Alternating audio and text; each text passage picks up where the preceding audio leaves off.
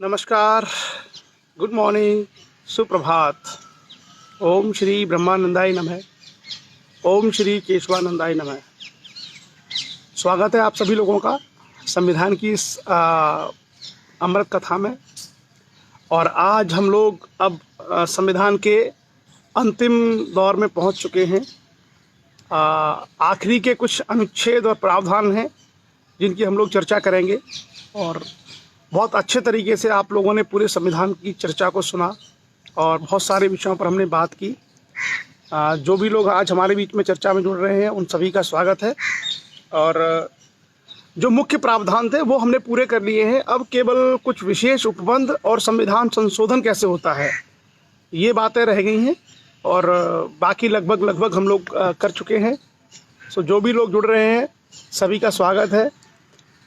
कुछ लोगों के मैं नाम बोल देता हूं, तब तक बाकी लोग जुड़ेंगे। हरिओम लोधी, लोधी पुनीत राजपूत, मुनीश राजपूत, संतोष राजपूत, गिरीश भारत, हरिशंकर राजपूत, किसान, संतोष राजपूत, रमेश सिंह लोधी, गौरव सिंह राजपूत, विकास लोधी, सुनील सिंह जी, अनुप कुमार वर्मा, अवनीश नरवरिया, ओमकार लोधी, रविंद्र सिंह राजपूत, संदीप लोधी, भूपेंद्र सिंह लोधी, संजय लोधी, इंजीनियर ओमवीर लोधी आर्या, आयुष्मान लोधी, वंदना राजपूत, हिमांशु प्रताप सिंह, ओम शिव वर्मा, जय हिंद राजपूत लोधी, भारत राजपूत, संदीप लोधी, डॉक्टर नारायण पटेल लोधी, भारत राजपूत,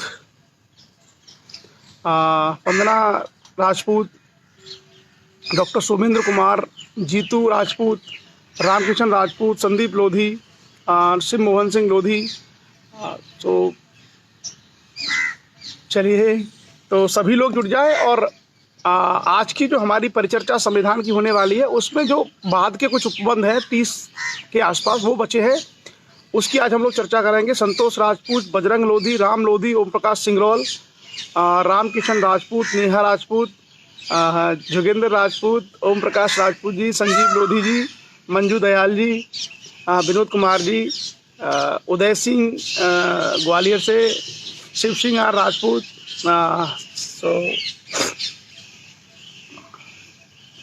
कुछ विशेष चीज़ें भी हैं और कुछ सामान्य चीज़ें भी हैं। विमल लोधी हिंदुस्तानी, संदीप लोधी, विकास राजपूत, इंजीनियर ओमकार लोधी राजपूत, नीरज राजपूत, सत्यपाल सिंह राजपूत, शिवशंकर राजपूत, एडवोकेट राजपूत, दिगंबर दयाल जी कैसे हैं? चलिए, लोधी विपिन राजपूत, कृष्णा राजपूत, रामदेवी राजपूत, आकाश सिंह राजपूत, डीपी राजपूत, जोगेंद्र राजपूत, चंद्र प्रताप सिंह।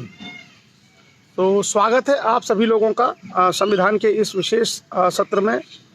और पद्मेश जी, गुड वर्क बुलंदशहर, सुमेर लोधी राजपूत, आप सभी का भी स्वागत है। Good morning Deepak Rajput, I am posted in Atrauli from Etawah. Deepak किस में पोस्टेड हैं?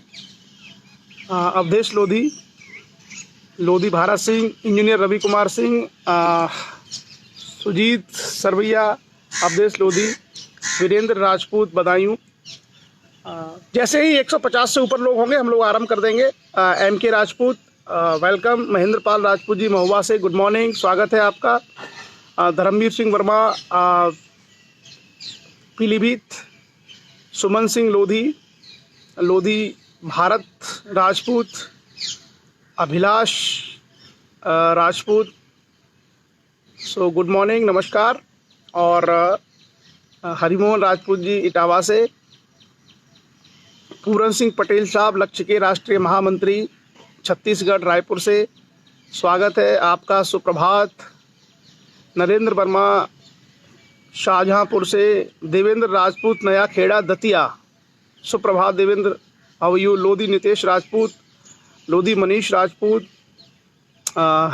दिनेश श्वेता सिंह, दिनेश जी हमारे बीच में, धीरेन्द्र राजपूत, बुंदेलखंडी, मनीराम कारपेंटर, श्यामलाल लोधा जी, जय वर्मा, सुमन सिंह लोधी, राघवेंद्र सिंह राजपूत, सुजीत सरवैया, गुड मॉर्निंग सुजीत, अवधेश लोधी जी, अवधेश जी को मेरा कॉन्टैक्ट नंबर चाहिए, मिल जाएगा बिल्कुल। महेंद्र यादव, राम बिहारी राजपूत, गंगा रत्न राज, विशाल राजपूत, इंदर सिंह जी, दीपक वर्मा, सोनू लोधी अयोध्या, जयराम राजपूत अयोध्या रुदौली, जय वर्मा, पवन राजपूत, धर्मेंद्र सिंह भारतीय, गुड मॉर्निंग धर्मेंद्र जी, राजकुमार वर्मा, सत्यपाल राजपूत, नीरज राजपूत, राजीव सोनी, छविराम सिंह कुशवाहा, नमो बुद्धाय छविराम जी, पवन राजपूत, कुलदीप कुमार लोधी। कुलदीप जी डेली देखते हैं। अब 160 के आसपास लोग जुड़ चुके हैं, 160, बाकी लोग जुड़ते रहेंगे और हम लोग शुरू करते हैं।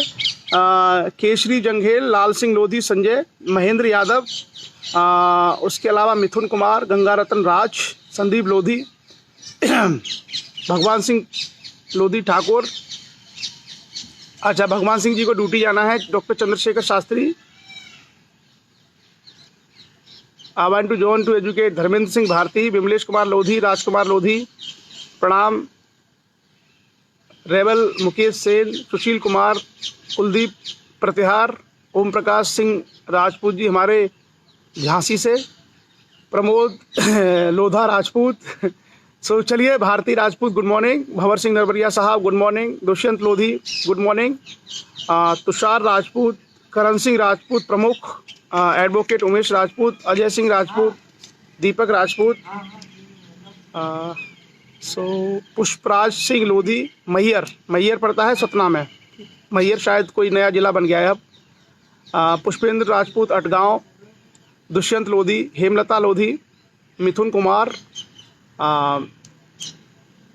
कौशल राजपूत, संतोष राजपूत लोधी, भारत राजपूत, यूपी पुलिस में है भारत राजपूत जी, संदीप लोधी, पूरन वर्मा कासगंज से। सो चलिए, 180 लोग जुड़ चुके हैं और बाकी लोग जुड़ते रहेंगे। बड़ा अच्छा लगता है कि इतनी भरी क्लास, इतने 180, 200, 200, 250, 300 लोग रहते हैं इतना समय निकाल करके। हरि ओम, सुशील कुमार लोधी, आलोक राजपूत, ओम प्रकाश राजपूत, प्रमोद राजपूत, गुड मॉर्निंग प्रमोद, दुष्यंत लोधी, राकेश कुमार राजपूत, सुप्रभात। सो चलिए, हरि मिलन राजपूत, अमित राजपूत, फैजाबाद, FZD का मतलब फैजाबादी होगा, सुभाष अलीगढ़ियन, या आप अलीगढ़ से होंगे सुभाष जी। चलिए, सो संजय लोधी, ओम प्रकाश सिंह लोधी, गौरव शिक्षार्थी, योगेश कुमार, राजेश कुमार। तो शुरू करते हैं आज का अपना सेशन। तो आज के सेशन में हमने एक कोट ली है और आज की जो कोट है वो हमने कार्ल मार्क्स का नाम आपने सुना होगा। कार्ल मार्क्स दुनिया के एक बहुत बड़े विद्वान रहे हैं, समाजवाद के, सोशलिज्म के, मार्क्सिज्म के। और कार्ल मार्क्स के बारे में दुनिया में जो गरीब वर्ग है, मजदूर वर्ग है, वो उनको अपना मसीहा मानता है। और उन्होंने बहुत प्रसिद्ध किताबें लिखी थी। कार्ल मार्क्स ने एक किताब का नाम था दास कैपिटल, जो दुनिया में लगभग सबसे ज़्यादा पढ़ी जाने वाली पुस्तकों में से एक है, दास कैपिटल। और दूसरा उन्होंने लिखा था कम्युनिस्ट मैनिफेस्टो। IAS की परीक्षाओं में, पॉलिटिकल साइंस में, फिलोसफी में, इकोनॉमिक्स में, सोशियोलॉजी में, हिस्ट्री में, इतने सब्जेक्ट ऐसे हैं जिसमें कार्ल मार्क्स को ही पूछा जाता है। इतने सब्जेक्ट, पॉलिटिकल साइंस ले लीजिए, IAS में आप कार्ल मार्क्स के बारे में पूछा जाएगा। हिस्ट्री ले लीजिए, कार्ल मार्क्स को पूछा जाएगा। सोशियोलॉजी ले लीजिए, कार्ल मार्क्स को पूछा जाएगा। फिलोसफी ले लीजिए, कार्ल मार्क्स को पूछा जाएगा। और तमाम कंटेम्प्रेरी विषयों में भी कार्ल मार्क्स के बारे में सवाल आते हैं। तो दुनिया के एक महान विद्वान, महान चिंतक कार्ल मार्क्स, जिसको हम समाजवाद का प्रणेता कह सकते हैं, उन्हीं का एक विचार हम लोग आपके बीच में रखेंगे। और उन्होंने मजदूरों के ऊपर, गरीब वर्ग के ऊपर बहुत कुछ अपने विचार दिए, बहुत सारी पुस्तकें लिखी। उसके लिए उन्होंने मूवमेंट चलाया, आंदोलन चलाया। और जो गरीब आदमी है, गरीब आदमी क्यों गरीब होता है और गरीबी से किस तरीके से बाहर निकल सकता है, इसके बारे में कार्ल मार्क्स ने विधिवत थ्योरियाँ दी थी। जैसा मैंने कहा कि उनकी 2 पुस्तकें बड़ी प्रसिद्ध हैं, दास कैपिटल और आपका कम्युनिस्ट मैनिफेस्टो। दास कैपिटल तो शायद दुनिया में सबसे ज़्यादा पढ़ी जाने वाली किताबों में से एक है। तो आप कार्ल मार्क्स के बारे में पढ़ सकते हैं, जान सकते हैं। और महिलाओं के प्रति भी उन्होंने बहुत कुछ लिखा था कि किसी समाज के विकास के लिए महिलाओं की भी भूमिका होनी चाहिए, और जो गरीब मजदूर वर्ग है, इस वर्ग के लिए हमें बहुत कुछ करना चाहिए, तभी समाज का उद्धार हो सकता है। तो कार्ल मार्क्स का ही एक विचार हम आपके बीच में आज रखेंगे, और वो कहता है कि किस तरीके से कार्ल मार्क्स ने बताया कि किसी भी समाज को, किसी भी इतिहास को बेहतर कैसे किया जा सकता है। तो मार्क्स का कहना था कि कोई भी जो इतिहास की जानकारी रखता है, कोई भी जो इतिहास की जानकारी रखता है,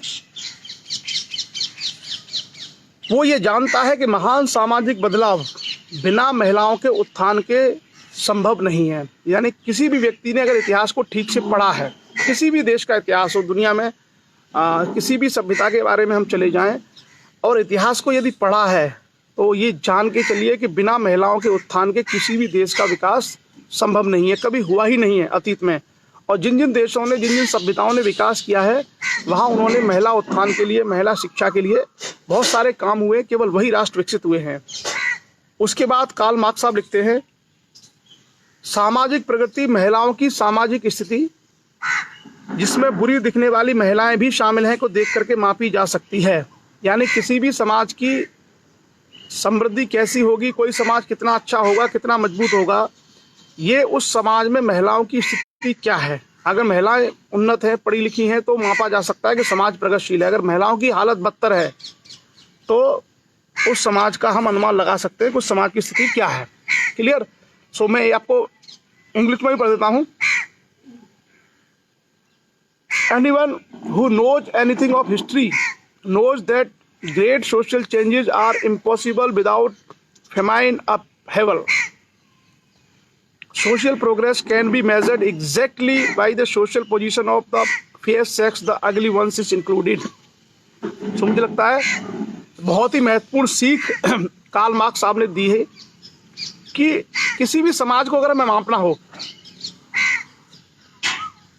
तो उस समाज में महिलाओं की स्थिति कैसी है, उसके आधार पर ही हम उस समाज की प्रोग्रेस को माप सकते हैं। अगर उस समाज में महिलाओं की स्थिति अच्छी है, तो समाज अच्छा होगा। महिलाएं पढ़ी लिखी हैं, तो समाज उन्नत होगा। और यदि महिलाएं दीनहीन हैं, महिलाएं गरीब हैं, महिलाएं पढ़ी लिखी नहीं है, तो वो समाज उतना ही पिछड़ा होगा। हम लोग जब सोशल प्रोग्राम्स में जाते हैं बहुत सारी जगह पर, तो छत्तीसगढ़ राज्य एक जरूर ऐसा मैंने देखा जिसमें बहुत बड़ी संख्या में महिलाएं भी कार्यक्रम में आती हैं। उनके अंदर जागरूकता है और वो कार्यक्रम में आती हैं। लेकिन अगर हम यूपी या एमपी के बहुत सारे एरिया में जाते हैं प्रोग्राम्स वगैरह में, तो हमने देखा है कि वहाँ महिलाएं कार्यक्रम में नहीं आती हैं। तो महिलाओं की जो सामाजिक गतिशीलता है यूपी और एमपी वगैरह में बहुत कम है। इसका मतलब है कि यहाँ पर समाज में कहीं ना कहीं पिछड़ापन है। और इसलिए आपने देखा होगा कि इन राज्यों में दहेज इत्यादि जैसी महिलाओं के विरुद्ध वाली जो कुरीतियाँ भी ज़्यादा विद्यमान हैं। आप छत्तीसगढ़ में जाएंगे तो वहाँ हमने देखा था कार्यक्रम में बहुत बड़ी संख्या में महिलाएं आती हैं, और इसी वजह से देखिए छत्तीसगढ़ में दहेज इत्यादि की जो परंपरा है वो भी बहुत कम है। दूसरा, जहाँ जहाँ महिलाएं शिक्षित हैं, जैसे आप शहरों में देखेंगे तो शहरों में जहाँ महिलाएं शिक्षित हैं, जो बड़ी बड़ी कंपनियों में काम करती हैं, जो बड़े बड़े पदों पर हैं, डॉक्टर्स हैं, आईएएस हैं, या बिजनेस भी संभालती हैं, तो आप वहाँ देखना वहाँ की सोसाइटी का जो स्टैंडर्ड होगा, वहाँ गाड़ियाँ होंगी, वहाँ बड़े बड़े घर होंगे, वहाँ सारी सुविधाएं होंगी, वहाँ बच्चे पढ़े लिखे होंगे। तो कुल मिलाकर के महिलाओं का अगर स्टेटस ऊपर है, महिलाओं की एजुकेशन अगर अच्छी है, महिलाओं की अगर आजीविका के साधन अच्छे हैं, तो निश्चित रूप से वो समाज अच्छा बनता है, उस समाज की प्रोग्रेस होती है। और कल हमने दो लोगों के बारे में चर्चा की थी कि मध्यकाल में रजिया सुल्तान भारत की शासिका बन चुकी है, वो भी एक महिला थी।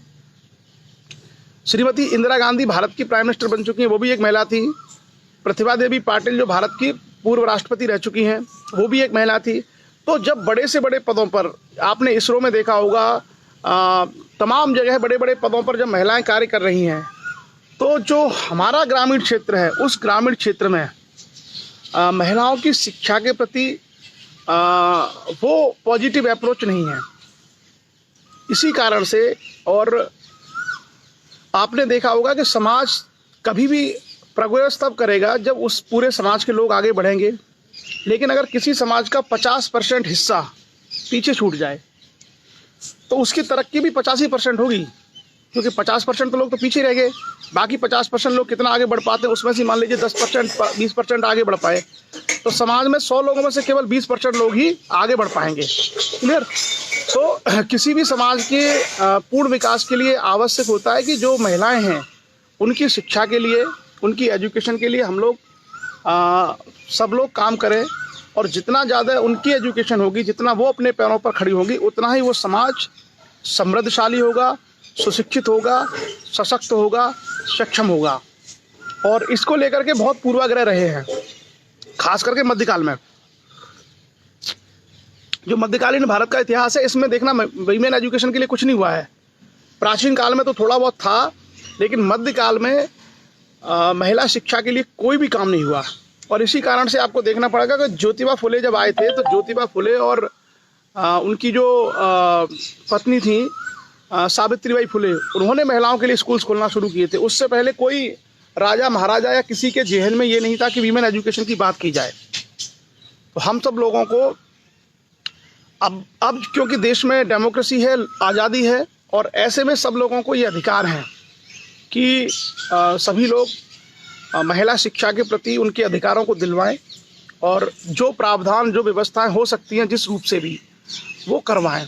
आजकल आपने देखा कि अमेरिका और इसमें इंग्लैंड वगैरह में तमाम जो है मिनिस्टर्स, और भारत में भी कई मंत्री जो है महिलाएं हैं, बड़े बड़े पदों पर जब वो काम कर सकती हैं, तो फिर हमारे जो ग्रामीण समाज की जो महिलाएं और जो लड़कियां हैं, वो क्यों फिर अनपढ़ रह जाएं? उनको क्यों शिक्षा से दूर रखा जाए? जब इसी काम को और लोग कर रहे हैं तो वो भी कर सकती हैं, और इससे परिवार मजबूत होता है। तो हम लोगों को हमेशा ध्यान रखना है कि इस पे हम लोगों को काम करना है। क्लियर? अब हम आगे बढ़ते हैं, और आज हम चर्चा करेंगे भारत के संविधान के अनुच्छेद 360 से आगे। उसमें जो प्रोविज़न है, हमने कल 18 भाग किए थे, आज भाग 19 से हम लोग चर्चा करेंगे। और 1 से 5 सेकंड का डिस्टर्बेंस होगा, मैंने फ्लाइट मोड पर नहीं लगाया, फ्लाइट मोड लगा दूँ फ़ोन, क्योंकि बीच में डिस्टर्बेंस होगा।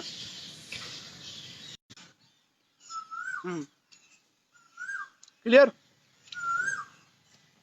सो अब हम चर्चा करते हैं, और आर्टिकल 19 संविधान का अनुच्छेद 19 से हम चर्चा आरंभ करेंगे, वो भाग 19 से। कल हम लोगों ने भाग 18 कंप्लीट किए थे, आज भाग 19 में हमारा है सबसे पहले मिसलेनियस, और आर्टिकल 361 से हम लोग आज शुरू करने वाले हैं। 361 राष्ट्रपति और राज्यपालों और राज्य प्रमुखों का संरक्षण। जैसा आपको पता होगा कि राष्ट्रपति, राज्यपाल और राज प्रमुख, तो राज प्रमुख तो अब कोई रहा नहीं, जो राजा महाराजा होते थे वो तो अब समाप्त हो गए। अब राष्ट्रपति और राज्यपाल जैसे जो लोग हैं, इनके लिए आर्टिकल 361 में एक प्रावधान है कि इनका संरक्षण होगा। जैसे इन पर कोई क्रिमिनल मुकदमा नहीं चलेगा, जब ये पद पर है तब इनको जेल नहीं भेजा जाएगा। कई सारे इनको सुविधाएं मिली हुई हैं संविधान में कि इस तरह की चीज़ें अगर पद पर रहते हुए इनके विरुद्ध जो है इस तरह का अभियोग दर्ज नहीं किया जा सकता। लेकिन इसका मतलब ये नहीं कि इनको महाभियोग नहीं लगाया जा सकता। जैसे राष्ट्रपति है, तो राष्ट्रपति को या राज्यपाल को किसी क्रिमिनल ऑफेंस में जेल नहीं भेजा जा सकता, उसको पेश नहीं किया जा सकता आर्टिकल 361 में। ठीक है, वहाँ संरक्षण मिला हुआ है। लेकिन अगर राष्ट्रपति को संविधान के अनुच्छेद 61 में जो हमने चर्चा की थी, महाअभियोग, अगर महाअभियोग लग के उसको हटाना हो तो वो हटाया जा सकता है। तो कुल मिलाकर के वैसे जो क्रिमिनल प्रोसीजर्स हैं उससे राष्ट्रपति और राज्यपाल को संरक्षण है। तो क्योंकि भाई वो एक तरीके से उस व्यवस्था के हेड हैं, तो ऐसे में हम सब लोगों को ये ध्यान रखना है कि क्या क्या संरक्षण राष्ट्रपति और राज्यपाल को मिले हुए हैं। उसके बाद हम आगे बढ़ेंगे और आगे आएंगे आर्टिकल 361 में ही दो चीज़ें हैं, 361A और 361B, 361A 361B। उसमें भी कुछ प्रोविज़न है। क्या प्रोविज़न है? पहला प्रोविज़न है कि संसद और राज्यों के विधानमंडल की कार्यवाहियों के प्रकाशन का संरक्षण। जैसे मान लीजिए एक संसद है, लोकसभा या राज्यसभा, या विधानसभा है, विधान परिषद, तो उनमें अगर कोई भी कार्रवाई हुई है और उस कार्रवाई को ऑथेंटिक रूप से अगर छापता है कोई व्यक्ति, तो उसको छाप सकता है। क्लियर? ये अधिकार दिया गया है आर्टिकल 361 में। लेकिन उसके लिए छापने वाली जो संस्था होगी वो कौन सी होगी? वो संस्था रजिस्टर्ड होनी चाहिए प्रॉपर, और उसकी जिम्मेदारी होनी चाहिए, तो वही उसकी कार्रवाई को छाप सकती है। क्लियर?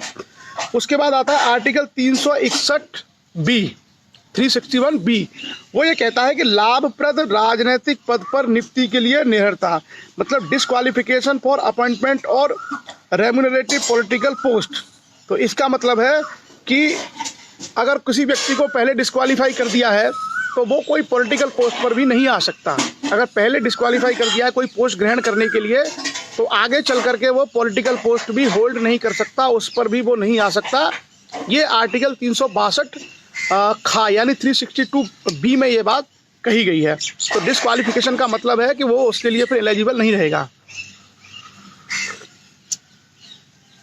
क्लियर? आगे नेक्स्ट है आर्टिकल 362। 362 जो आर्टिकल है वो देशी राज्यों के शासकों के अधिकार और विशेषाधिकार, इसको समाप्त कर दिया है। देशी राज्य का मतलब आप जानते थे कि भारत जब आज़ाद हुआ था तो उस समय इंडिया में बहुत सारे प्रिंसली स्टेट्स थे।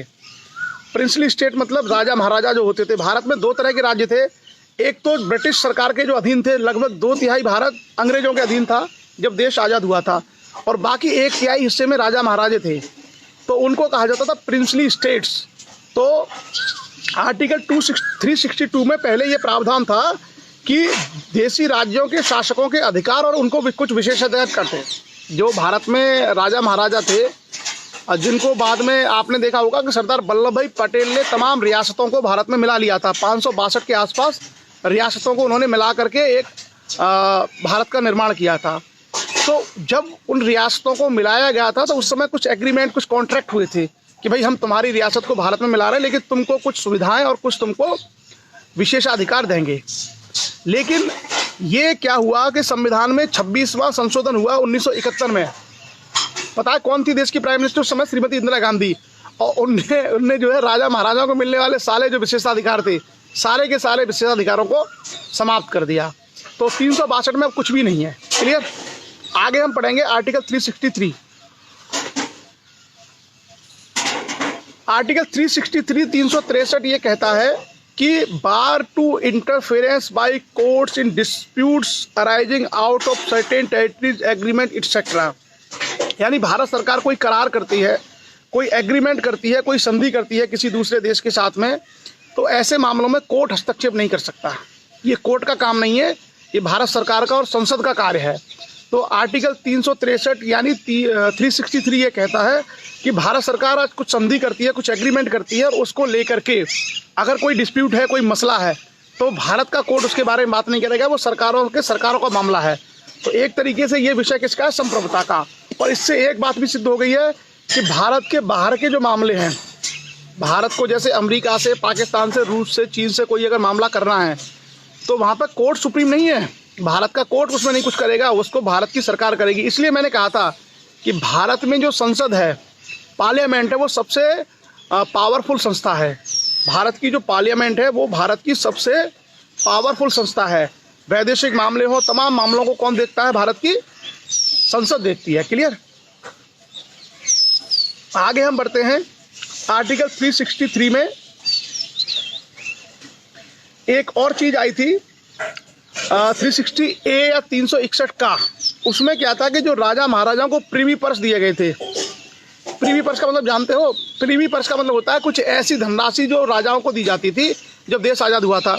इंदिरा गांधी जब प्राइम मिनिस्टर बनी तो उन्होंने क्या किया? उसको भी खत्म कर दिया 1971 में। वही संशोधन था, सेम विशेषाधिकार भी खत्म किए, और साथ ही साथ जो प्रीवी पर्स था, जो उनको सरकार की तरफ से धनराशि दी जाती थी एकमुश्त राजा महाराजाओं के लिए, जो रियासतें मिलाई गई थी भारत में, उसको इंदिरा गांधी ने ख़त्म कर दिया। तो आप एक बात समझ लीजिए, भारत को लोकतांत्रिक राष्ट्र बनाने में, भारत को एक मजबूत राष्ट्र बनाने में, और भारत में जो इस तरह के लोगों को जो प्रिविलेज मिले हुए थे उनको हटाने में, और आम आदमी को, राजा महाराजा या बड़े बड़े लोगों को एक ही लेवल पर लाने का सबसे बड़ा कार्य अगर किसी ने किया है तो सरदार वल्लभ भाई पटेल के बाद वो दूसरी व्यक्ति है, भारत की पूर्व प्रधानमंत्री श्रीमती इंदिरा गांधी। उनके अंदर ये हिम्मत थी कि उन्होंने राजा महाराजाओं को और बड़े बड़े लोगों को मिलने वाली सब सुविधाओं को ख़त्म कर दिया। और उसका फ़ायदा क्या हुआ? उसका लाभ ये हुआ कि एक किसान की वैल्यू एक राजा के बराबर हो गई, एक मजदूर की वैल्यू एक राजा के बराबर हो गई वोट के माध्यम से। अब वो राजा महाराजाओं के लोगों को भी आना पड़ा और किसान भी आना पड़ा संसद में। तो आपने देखा कि सब लोगों को बराबर कर दिया कि सबके लोकतांत्रिक अधिकार बराबर हैं, कोई विशेष नहीं है। और ये भारत के लोकतंत्र के लिए बड़ा अच्छा और बहुत प्रगतिशील कदम था, बहुत प्रगतिशील कदम था भारत के लोकतंत्र के लिए। अभी क्या इस पर चर्चा नहीं होती है? आप कल्पना करके देखिए कि आपके एरिया में अगर कोई राजा होता और रोजाना आपको अपने घर से निकलते हुए उसको सलामी करनी पड़ती और वो राजा कहता कि भाई इस गांव के 500 लोग आकर के आज हमारे जो है राजा साहब के बाग में खुदाई करो, और आपको जाना, हो सकता है आपको अपने बच्चे को उस दिन पढ़ाना होता, हो सकता है अपनी रिश्तेदारी में जाना होता, लेकिन आप नहीं जा सकते। उस दिन आपको जाना पड़ता उस राजा के कहने पर उसके बाग में खुदाई करने। आपके घर में कोई बीमार है, कोई दिक्कत है, उससे कोई फर्क नहीं पड़ता, आपको वो बेगार करनी होती। वो था राजतंत्र, जहाँ पे राजा की आज्ञा ही कानून होते थे। लेकिन लोकतंत्र ने ये सब चीज़ें ख़त्म की और व्यक्ति की महत्ता को पहचाना, और व्यक्ति की महत्ता और उसकी गरिमा को पहचानते हुए फिर उनको सम्मान दिया। और ऐसे जो भी लोग जिन्होंने इस देश में लोकतंत्र को मजबूत किया है, सभी वंदनीय हैं। आपकी विचारधारा कुछ भी हो सकती है, लेकिन हमेशा याद रखिए ऐसे लोग जिन्होंने इस देश की एकता और अखंडता को मजबूत किया, ऐसे लोग जिन्होंने इस देश में लोकतंत्र को मजबूत किया और लोकतांत्रिक संस्कृति जिसको हम बोलते हैं डेमोक्रेटिक कल्चर, जिन्होंने डेमोक्रेटिक कल्चर को मजबूत किया। और तभी तो आज एक मजदूर आदमी सपना देखता है सांसद बनने का। आप कल्पना करके देखिए कि अगर इस तरह लोकतंत्र नहीं आया होता तो एक सब्जी बेचने वाला, एक खेती करने वाला आदमी कभी सोच सकता था कि मैं विधायक सांसद बन सकता हूँ? कभी नहीं सोच पाता। अगर लोकतंत्र नहीं आया होता तो कभी किसान ये सोच सकता था कि मेरा बच्चा कलेक्टर बन जाएगा? कभी नहीं सोच सकता था। ये सब किससे आया है? डेमोक्रेसी से। लोकतंत्र अगर नहीं होता तो ये सारी चीज़ें गाँव के लोगों को, गरीब लोगों को कभी नहीं मिल पाती। ये लोकतंत्र की ही खूबी है जिसने लोगों को अधिकार दिए, व्यक्ति की महत्ता को पहचाना। आज हर व्यक्ति के वोट की वैल्यू बराबर है, चाहे मुकेश अंबानी हो, चाहे मनरेगा में मजदूरी करने वाला एक आदमी एक ही वोट डाल सकता है और उस एक वोट से ही हार जीत हो सकती है।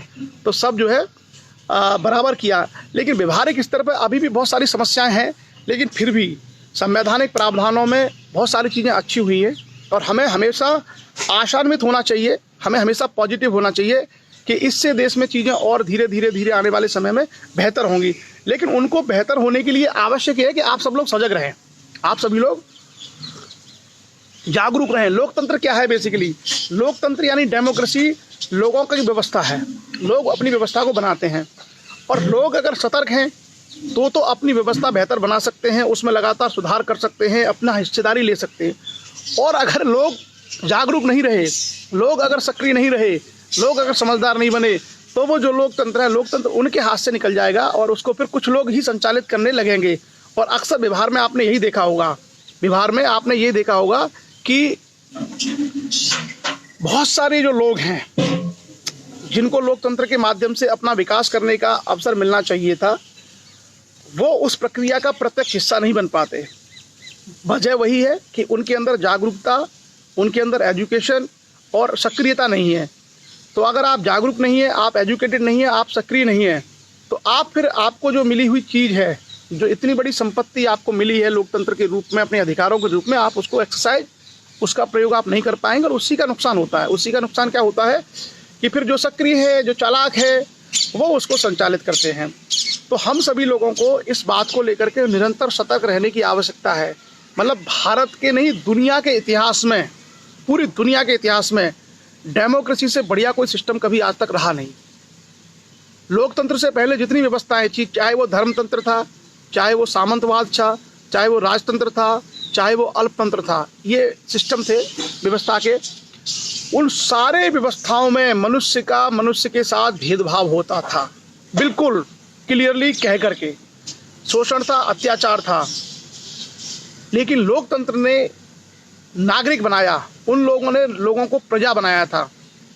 प्रजा और नागरिक में यही फर्क है। जो प्रजा होती है वो आदेश मानने के लिए बाध्य होती है, और नागरिक जो होते हैं, सिटीजन जो होते हैं, उनके राइट्स होते हैं, उनके अधिकार होते हैं और वो सवाल पूछ सकते हैं। अगर उनके अधिकारों का हनन होता है तो नागरिक पूछ सकता है सवाल, लेकिन प्रजा सवाल नहीं पूछ सकती। तो मैं जब बार बार लोगों से कहता हूं कि संविधान एक ऐसा ग्रंथ है जिससे पूजनीय कुछ नहीं हो सकता, तो कई बार लोग इसके अर्थ को दूसरे तरीके से ले जाते हैं। कई बार लोग जो है, जब मैं कहता हूँ कि संविधान भारत का सबसे महत्वपूर्ण, सबसे पवित्र ग्रंथ है, तो लोग इसको बिना समझे धर्म से जोड़ देते हैं और उनको लगता है कि साहब हमारे धर्म के ग्रंथों को कमतर आंका जा रहा है, हमारे धार्मिक ग्रंथ ज़्यादा पूजनीय है। लेकिन लोग ये नहीं जानते कि आपको जो नागरिक बनने का अधिकार है, आपको शिक्षित बनने का अधिकार है, आपको आगे बढ़ने का अधिकार है, हजारों सालों की, सदियों की जो गुलामी और दास्ता है, चाहे मानसिक हो चाहे शारीरिक हो, उनसे मुक्ति दिलाने का रास्ता आपको देश के संविधान ने दिया है। और इस संविधान के माध्यम से ही लोकतांत्रिक व्यवस्था का सृजन हुआ है। हम लोगों में से अधिकांश लोग जो है, जिनकी शिक्षा औपचारिक कोई डिग्री है, वो उन चीज़ों को अभी समझ नहीं पाए हैं। संविधान का जो सार है, संविधान का जो अमृत है, उसको लोग समझ नहीं पाए हैं। अभी भी 80% 90% लोगों को उसके बारे में जानकारी नहीं है कि इसमें इतनी गंभीर, इतनी गहरी बातें हैं और सदियों से जो नहीं हो पाया वो इसके माध्यम से संभव हो रहा है। तो लोगों के पास क्या है, वही जानकारी, ज्ञान और सूचनाओं का अभाव है। इसी कारण से लोग इस संविधान की महत्ता को इतना अभी नहीं समझ पाए हैं। समय लगेगा लेकिन समझेंगे, क्योंकि हजारों सालों में जो चीज़ें, मुझे लगता है संविधान को शुरू हुए 70-72 साल हुए हैं और हजारों सालों की जो परंपरा है उसमें इन चीज़ों को आने में वक्त लगता है, लेकिन फिर भी लोग समझेंगे। आज देखिए, आप जो है 200 लोग इस चर्चा को सुनते हैं संविधान पर। शायद मैंने इससे पहले 1 साल पहले भी संविधान की पूरी चर्चा की थी, तब भी बहुत सारे लोग सुनते थे। आज भी इतने सारे लोग उसको सुनते हैं। तो ये जो जिज्ञासा पैदा हो रही है कि हमको संविधान भी आना चाहिए, उस पर भी हमको सुनना चाहिए, उसको भी समझना चाहिए, यही तो परिवर्तन है। यही हमारा प्रजा से नागरिक बनने की प्रक्रिया है। यही हमारा प्रजा से नागरिक बनने का रास्ता है। हम नागरिक हैं संविधान में, लेकिन हम नागरिक अधिकारों के बारे में कितना जानते हैं, कितना समझते हैं, कितना अपने अधिकारों के प्रति सजग हैं, यह भी महत्वपूर्ण होता है। और ये नहीं है तो केवल लिखने देने मात्र से हम नागरिक नहीं हो जाते। हमें अपने नागरिक अधिकारों और कर्तव्यों का अनुपालन करना भी आना चाहिए। आगे हम बढ़ते हैं आर्टिकल 364 की तरफ। और संविधान का अनुच्छेद 364 कहता है महापत्तन और विमान क्षेत्रों के बारे में विशेष उपबंध। तो जैसे आपने कहा कि जैसे महापत्तन है, जहाँ पर हमारे शिप आकर के रुकते हैं, और विमान पत्तन मतलब होता है आपके जो एयरपोर्ट्स हैं। तो हमारे महापत्तन जहाँ रुकते हैं, बंदरगाह, और विमान पत्तन जो हमारे एयरपोर्ट्स हैं, यहाँ पर विशेष सुरक्षा की आवश्यकता होती है। यहाँ पर कुछ स्पेशल प्रोविज़न करने पड़ते हैं, क्योंकि यहाँ से विदेशों के लिए भी जहाज़ जाते हैं, आते हैं। तो ऐसे में जो सामान्य विधियाँ हैं, उन विधियों के अलावा कुछ अतिरिक्त विधियाँ भी यहाँ पर लागू करनी पड़ती हैं। जैसे मान लीजिए हमारे डिस्ट्रिक्ट अलीगढ़ में जो नियम लागू है, ज़रूरी नहीं है कि वो एयरपोर्ट पर लागू हो। तो एयरपोर्ट और जो बंदरगाह हैं, उनके लिए कुछ स्पेशल प्रोविज़न करने पड़ते हैं, ताकि वैश्विक यानी अंतर्राष्ट्रीय जो उड़ानें हैं, आवागमन है, वो अंतर्राष्ट्रीय आवागमन सुचारू रूप से चलता रहे। तो उस पर नॉर्मल प्रोविज़न लागू नहीं होते, उसके लिए स्पेशल प्रोविज़न होते हैं। इसलिए इसमें कहा गया है आर्टिकल 364 में कि जो विमानपत्तन है और जो बंदरगाह है, उसके लिए स्पेशल नियम लागू होंगे। संसद की विधि द्वारा बनाए गए सामान्य नियम उन पर लागू नहीं होंगे। क्लियर? तो आप हमेशा याद रखना, यही 2 चीज़ें याद रखना कि कौन से 2 ऐसे एरिया हैं जहां पर संविधान और किसी विधानमंडल की विधि द्वारा बनाए गए नियमों के अलावा कुछ विशेष नियम लागू होते हैं। तो वो दोनों नियम हैं, वो दोनों जगह है एयरपोर्ट्स और बंदरगाह, केवल 2 ही जगह हैं। क्लियर? उसके बाद हम आगे बढ़ते हैं आर्टिकल 365। ये थोड़ा सा आर्टिकल है, संघ द्वारा दिए गए निर्देशों का अनुपालन करने में या उनको प्रभावी करने में असफलता का प्रभाव। Effect of failure to comply with और to give effect to direction given by the union. तो इसमें यह दे रखा है कि सरकार अगर कोई आदेश देती है तो उसके अनुपालन की विफलता पर क्या होगा। मैं एक बार पढ़ देता हूं। जहां इस संविधान के किसी उपबंध के अधीन संघ की कार्यपालिका शक्ति का प्रयोग करते हुए दिए गए किन्हीं निर्देशों का अनुपालन करने में या उनको प्रभावी करने में कोई राज्य असफल रहता है, तो राष्ट्रपति के लिए यह मानना विधिपूर्ण होगा कि ऐसी स्थिति उत्पन्न हो गई है कि उस राज्य का शासन संविधान के अनुसार नहीं चल रहा है। क्लियर? मैं आपको बताता हूँ 365 क्या है। 365 बहुत इंपॉर्टेंट आर्टिकल है। संविधान का अनुच्छेद जो 365 है, 365, it is one of the most important article. क्या है इसमें? ये कहता है कि जो हर एक राज्य है, भारत में एक संघ है और इस समय 28 राज्य हैं। जम्मू कश्मीर को अब राज्य समाप्त करके संघ शासित प्रदेश बना दिया गया है। ऐसे में भारत की सरकार के द्वारा यानी संघ के द्वारा अगर कोई डायरेक्शन दिया जाता है, मान लीजिए उत्तर प्रदेश और बंगाल की सरकारों से कहा गया कि आपको ये काम करना है या हमने ये कानून बनाया है, आप इस कानून को लागू करिए, और वो सरकार अगर उस कानून को लागू नहीं करती है तो राष्ट्रपति को यह शक्ति है, वो ये कह सकते हैं संविधान के अनुच्छेद 365 में कि इस राज्य की व्यवस्था संविधान के मुताबिक नहीं चल रही है, तो क्यों न इस राज्य में राष्ट्रपति शासन लागू कर दिया जाए 356 में। तो आपने देखा होगा कि अभी जो है सीएए कानून आया, सीएए कानून आया था, तो सीएए कानून का बहुत सारा विरोध भी हुआ था। बंगाल, केरला जैसे कुछ राज्यों के मुख्यमंत्रियों ने पत्र भी लिखा सरकार को कि हम इसको अपने यहाँ लागू नहीं करेंगे। लेकिन भारत के संविधान में क्या है? भारत के संविधान में ये प्रावधान है कि संघ के द्वारा बनाया गया कानून आपको, अगर वो पूरे भारत के लिए बनाया गया है, तो कोई राज्य उसको लागू करने से इनकार नहीं कर सकता, और कोई राज्य अगर उसको लागू करने से इनकार करता है तो संविधान में एक आर्टिकल दिया है 365, और आर्टिकल 365 में ये कहा है कि राष्ट्रपति को अगर लग जाए कि संघ ने जो डायरेक्शन दिया यानी केंद्र सरकार ने जो डायरेक्शन दिया उस डायरेक्शन को अगर कोई राज्य नहीं मानता है तो राष्ट्रपति कह सकता है कि तुम संविधान के अनुसार काम नहीं कर रहे हो, तो क्यों न तुम्हारी सरकार बर्खास्त करके यहाँ पर संविधान के अनुच्छेद 356 में राष्ट्रपति शासन लगा दिया जाए। तो आर्टिकल 365 में भारत के संघ को इतनी बड़ी शक्ति दी गई है कि किसी राज्य की हिम्मत नहीं पड़ती है। अभी आपने देखा था कि सीएए को लेकर के कई राज्यों ने हल्ला मचाया कि हम लागू नहीं करेंगे, हम लागू नहीं करेंगे, लेकिन सबको लागू करना पड़ा, सबको अंत में लागू करना पड़ा। क्यों? क्योंकि संविधान के प्रावधान के अनुसार संविधान में 365 आर्टिकल ये कहता है कि संघ के आदेशों का अनुपालन करना होगा प्रत्येक राज्य को। तो भारत में जरूर एक संघीय व्यवस्था है, लेकिन एक मजबूत केंद्र को रखा गया है ताकि भारत की एकता और अखंडता कहीं से भी डिस्टर्ब ना हो। क्लियर? सो 365 आप याद रखिएगा। आर्टिकल 365 बहुत इंपॉर्टेंट है, आर्टिकल 365 बहुत इंपॉर्टेंट है, इसको आप लोग याद रखिएगा। इसका मतलब यही है कि कोई भी राज्य यदि संघ के अनुदेशों का अनुपालन नहीं करता है तो राष्ट्रपति वहां पर कह सकते हैं कि तुम्हारे यहाँ की व्यवस्था संविधान के मुताबिक नहीं चल रही है। और राष्ट्रपति को अगर ये लग जाए कि संविधान के अनुसार कोई राज्य अपना संचालन नहीं कर रहा है तो संविधान में अनुच्छेद 356 है, और वो 356 ये कहता है कि लगा दो राष्ट्रपति शासन, तो उस राज्य की सरकार को बर्खास्त कर दिया जाएगा और राष्ट्रपति के माध्यम से वहां शासन का संचालन होगा। क्लियर? उसके बाद हम आते हैं आर्टिकल 366। इसको याद रखना कि आर्टिकल 366 जो है 366 वो परिभाषा है, डेफिनेशन।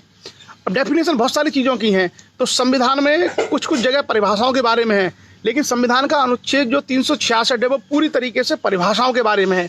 डेफिनेशन जैसे किसकी एग्रीकल्चर इनकम क्या होगी, इसकी परिभाषा क्या है, अनुच्छेद की परिभाषा क्या है, उधार लेने की परिभाषा क्या है, निगम कर की परिभाषा क्या है, कंपनियों की परिभाषा क्या है, ऋण भार क्या है, ऋण क्या है, संपदा शुल्क क्या है, विद्यमान विधि क्या है, फेडरल न्यायालय क्या है, माल क्या है।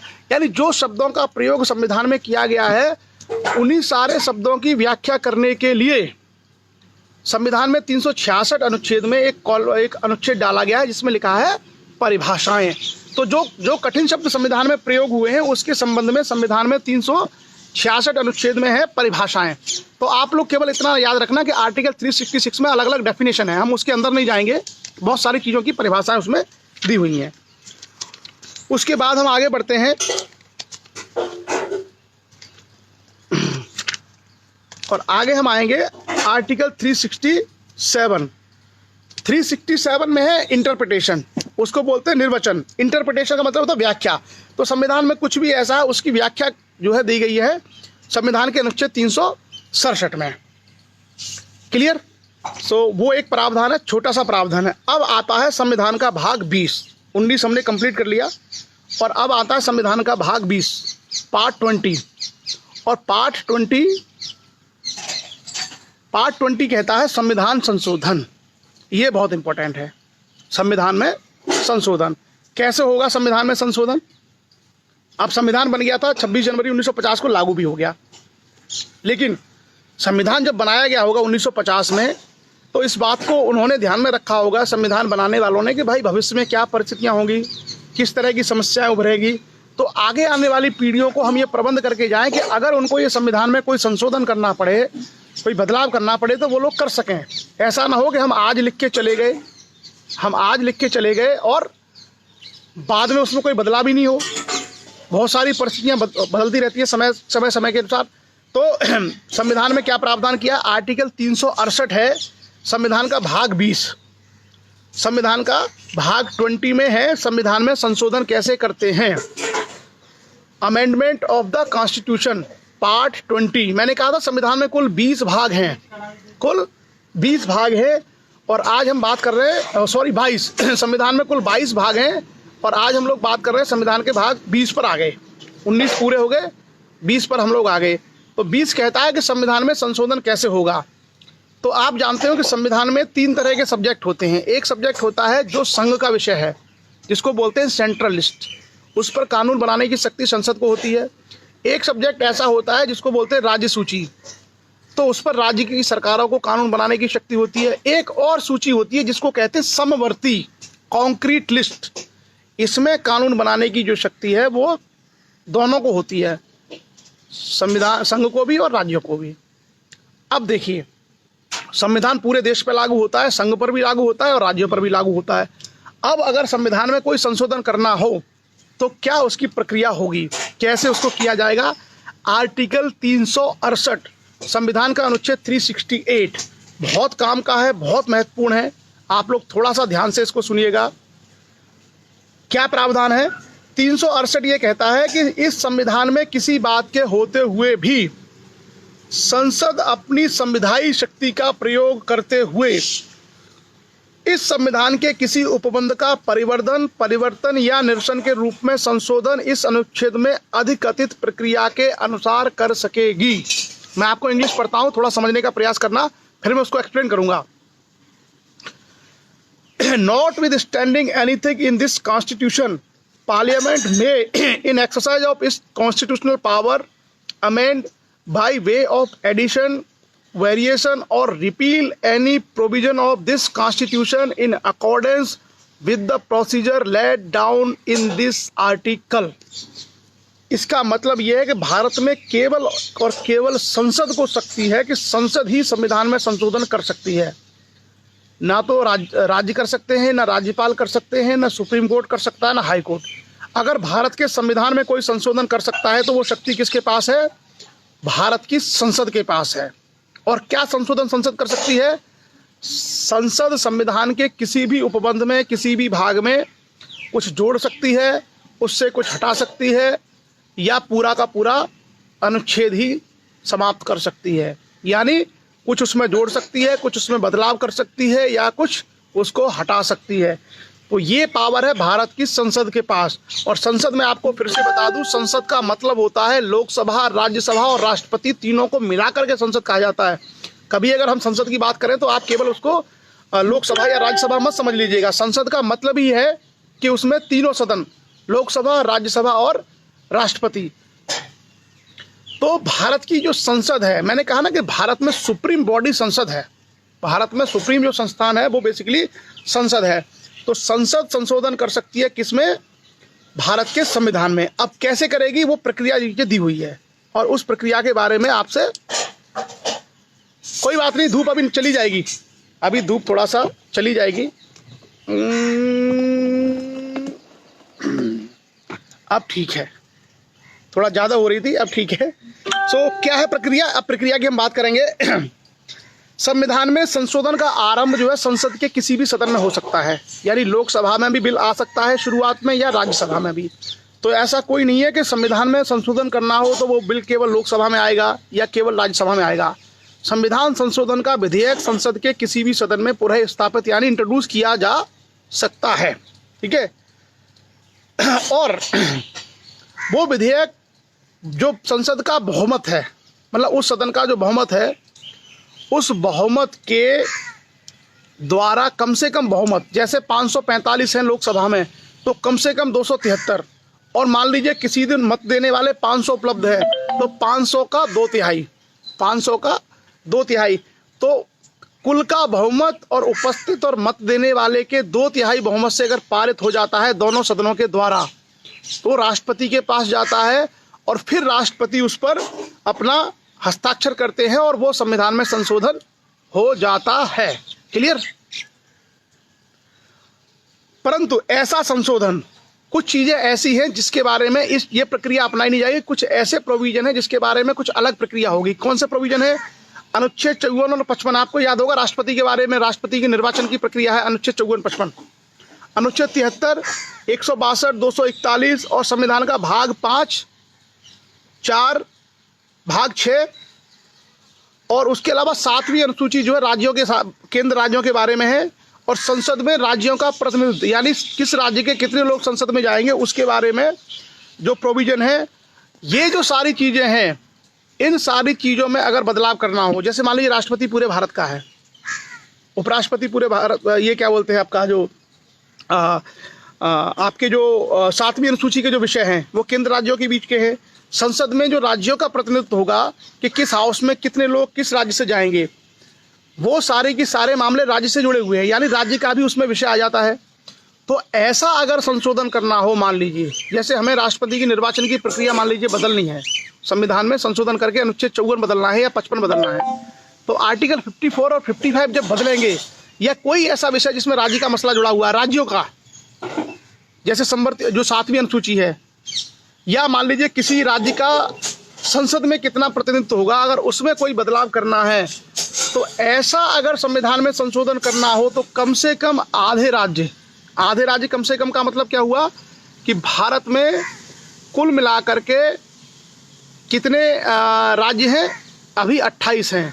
तो 28 का आधे, कम से कम 14 राज्य, कम से कम 14 राज्य अगर उस संकल्प को पारित कर देते हैं अपनी अपनी विधानसभाओं से, तब जाकर के ही इन प्रावधानों में संशोधन हो सकता है। किस किस में? जैसे राष्ट्रपति का निर्वाचन है, उसकी प्रक्रिया है, या अनुच्छेद 73 है, या अनुच्छेद 162 है, या संविधान का भाग 5 और भाग 6 के कुछ प्रावधान है, या संसद का राज्यों में प्रतिनिधित्व। ये आप लोग याद कर लेना। अगर इनमें कोई बदलाव करना हो तो कम से कम आधे राज्यों की विधानसभाओं के द्वारा संकल्प प्रस्ताव पारित होकर जाएगा संसद के पास, और तभी संसद संविधान में संशोधन कर सकती है। क्लियर?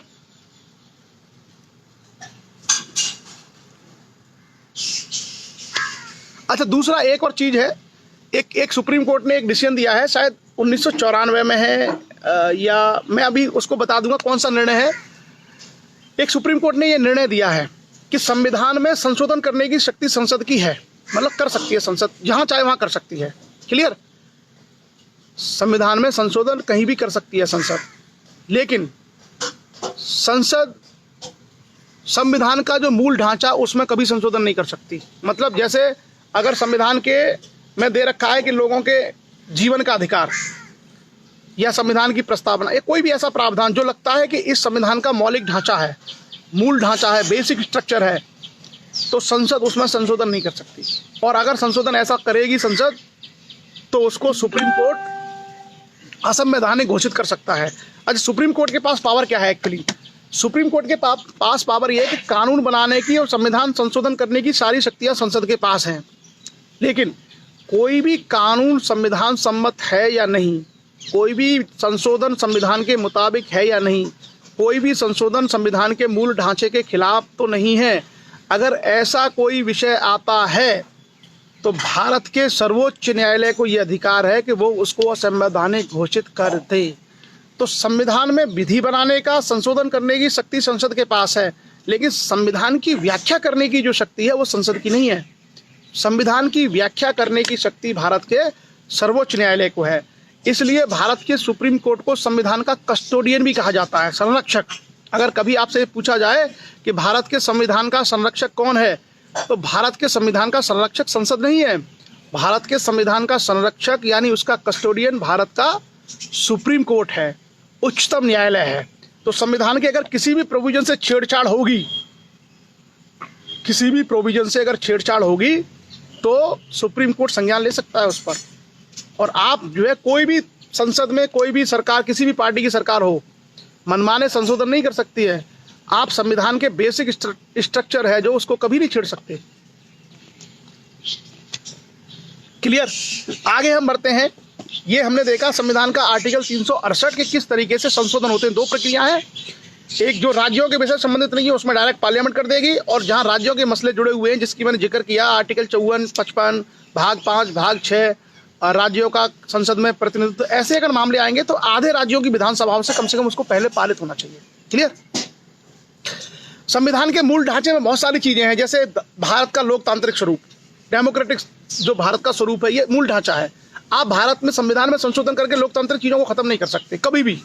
अगर ऐसा करोगे तो अपने आप में असंवैधानिक घोषित हो जाएगा। जैसे मौलिक अधिकार, वो भारत के ढांचे, मूल ढांचे हैं संविधान के। ऐसे बहुत सारे प्रावधान हैं जिसको कभी खत्म नहीं किया जा सकता। उसके बाद आते हैं अब भाग 21, जो भाग 20 था जिसमें हमने मौलिक अधिकारों की बात, उसकी संविधान संशोधन की बात की, उसमें एक ही आर्टिकल था, आर्टिकल 368, बस संविधान संशोधन और उसकी प्रक्रिया, केवल 2 ही बातें थी, दोनों हमने आपसे चर्चा कर ली है। क्लियर। अब हम आते हैं भाग 21, संविधान का भाग 21, और भाग 21 कहता है temporary, transitional and special provision. तो आपको पता है कि जब भारत में संविधान जब बन रहा था और जब लागू हो रहा था तो उस समय क्या मामला था कि भारत में एक व्यवस्था तो चली रही थी, 1935 का जो भारत शासन अधिनियम था, गवर्नमेंट ऑफ इंडिया एक्ट 1935 के अनुसार भारत का शासन चल रहा था 1949 तक जब संविधान बन रहा था।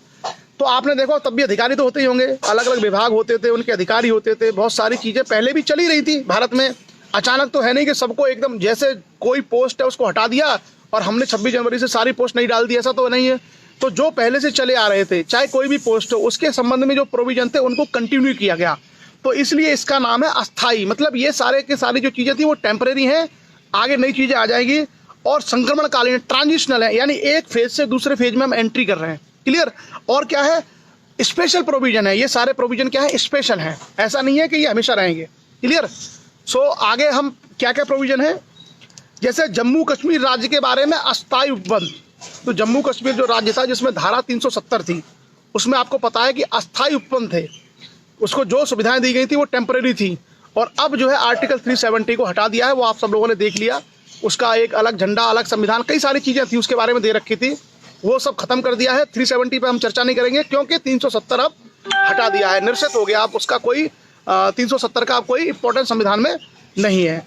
उसके बाद हम आएंगे आर्टिकल 371, 371। तो आप केवल हेडिंग समझते जाना, और उसमें केवल ये दे रखा है कि संविधान में कुछ विशेष प्रावधान हैं। जैसे 371, 371 में विशेष प्रावधान किसके लिए, महाराष्ट्र और गुजरात के लिए। केवल आप सुन लीजिए, याद ना भी रहे लेकिन आपको पता होना चाहिए कि विशेष प्रावधान किसके लिए है। 371 में है महाराष्ट्र और गुजरात। 371 का 371A में है नागालैंड के लिए, 371A नागालैंड। उसके बाद हम आगे बढ़ते हैं 371B, 371 खा, उसमें आसाम के लिए। तो 371 है महाराष्ट्र गुजरात के लिए विशेष प्रावधान, 371 का है नागालैंड के लिए, 371 खा है आसाम के लिए। आगे बढ़ते हैं, और क्या है, 371 गा में है मणिपुर के लिए, 371C में मणिपुर। 371D 371 घा में है आंध्र प्रदेश के लिए। उसके बाद आगे हम बढ़ेंगे, और आगे 371 क्या बोलेंगे, E, 371E में है आंध्र में केंद्रीय विश्वविद्यालय की स्थापना के बारे में प्रावधान किया गया था कि अगर संसद चाहे तो आंध्र के किसी क्षेत्र में एक केंद्रीय विश्वविद्यालय की स्थापना कर सकती है। शायद हो भी गया होगा कोई वहाँ पे उस एरिया में। उसके बाद 371F, वो सिक्किम के लिए है। तो आर्टिकल 371 बेसिकली कुछ राज्यों के लिए विशेष प्रबंध हैं, विशेष प्रोविजन है संविधान में। 371, 371A, B, C, D, E और शायद F के आगे G मिजोरम के बारे में। G के बाद है आपका H है अरुणाचल प्रदेश के बारे में, 371H, 371H। H के बाद आता है I में है स्पेशल प्रोविजन टू गोवा के लिए। उसके बाद 371J आता है कर्नाटक के लिए, 371J है कर्नाटक के लिए। ये 371 में प्रबंध है विशेष राज्यों के लिए। क्लियर। सो मतलब बहुत आपको टेंशन लेने की जरूरत भी नहीं है और याद भी रखने की जरूरत नहीं है। आप केवल इतना याद रखना है कि संविधान में एक अनुच्छेद है 371, जो अलग अलग कुछ राज्य हैं जिनके लिए उसमें विशेष प्रावधान किए गए हैं। बस इतना याद रखना, कोई बहुत सवाल आते भी नहीं है। और खास करके अगर आप IAS देना चाहते हैं तो सवाल आएंगे। IAS में हो सकता है ये पूछ ले कि 371 371H में किसके लिए है या 371F में किसके लिए है, ये प्रावधान उसमें आ सकते हैं। क्लियर?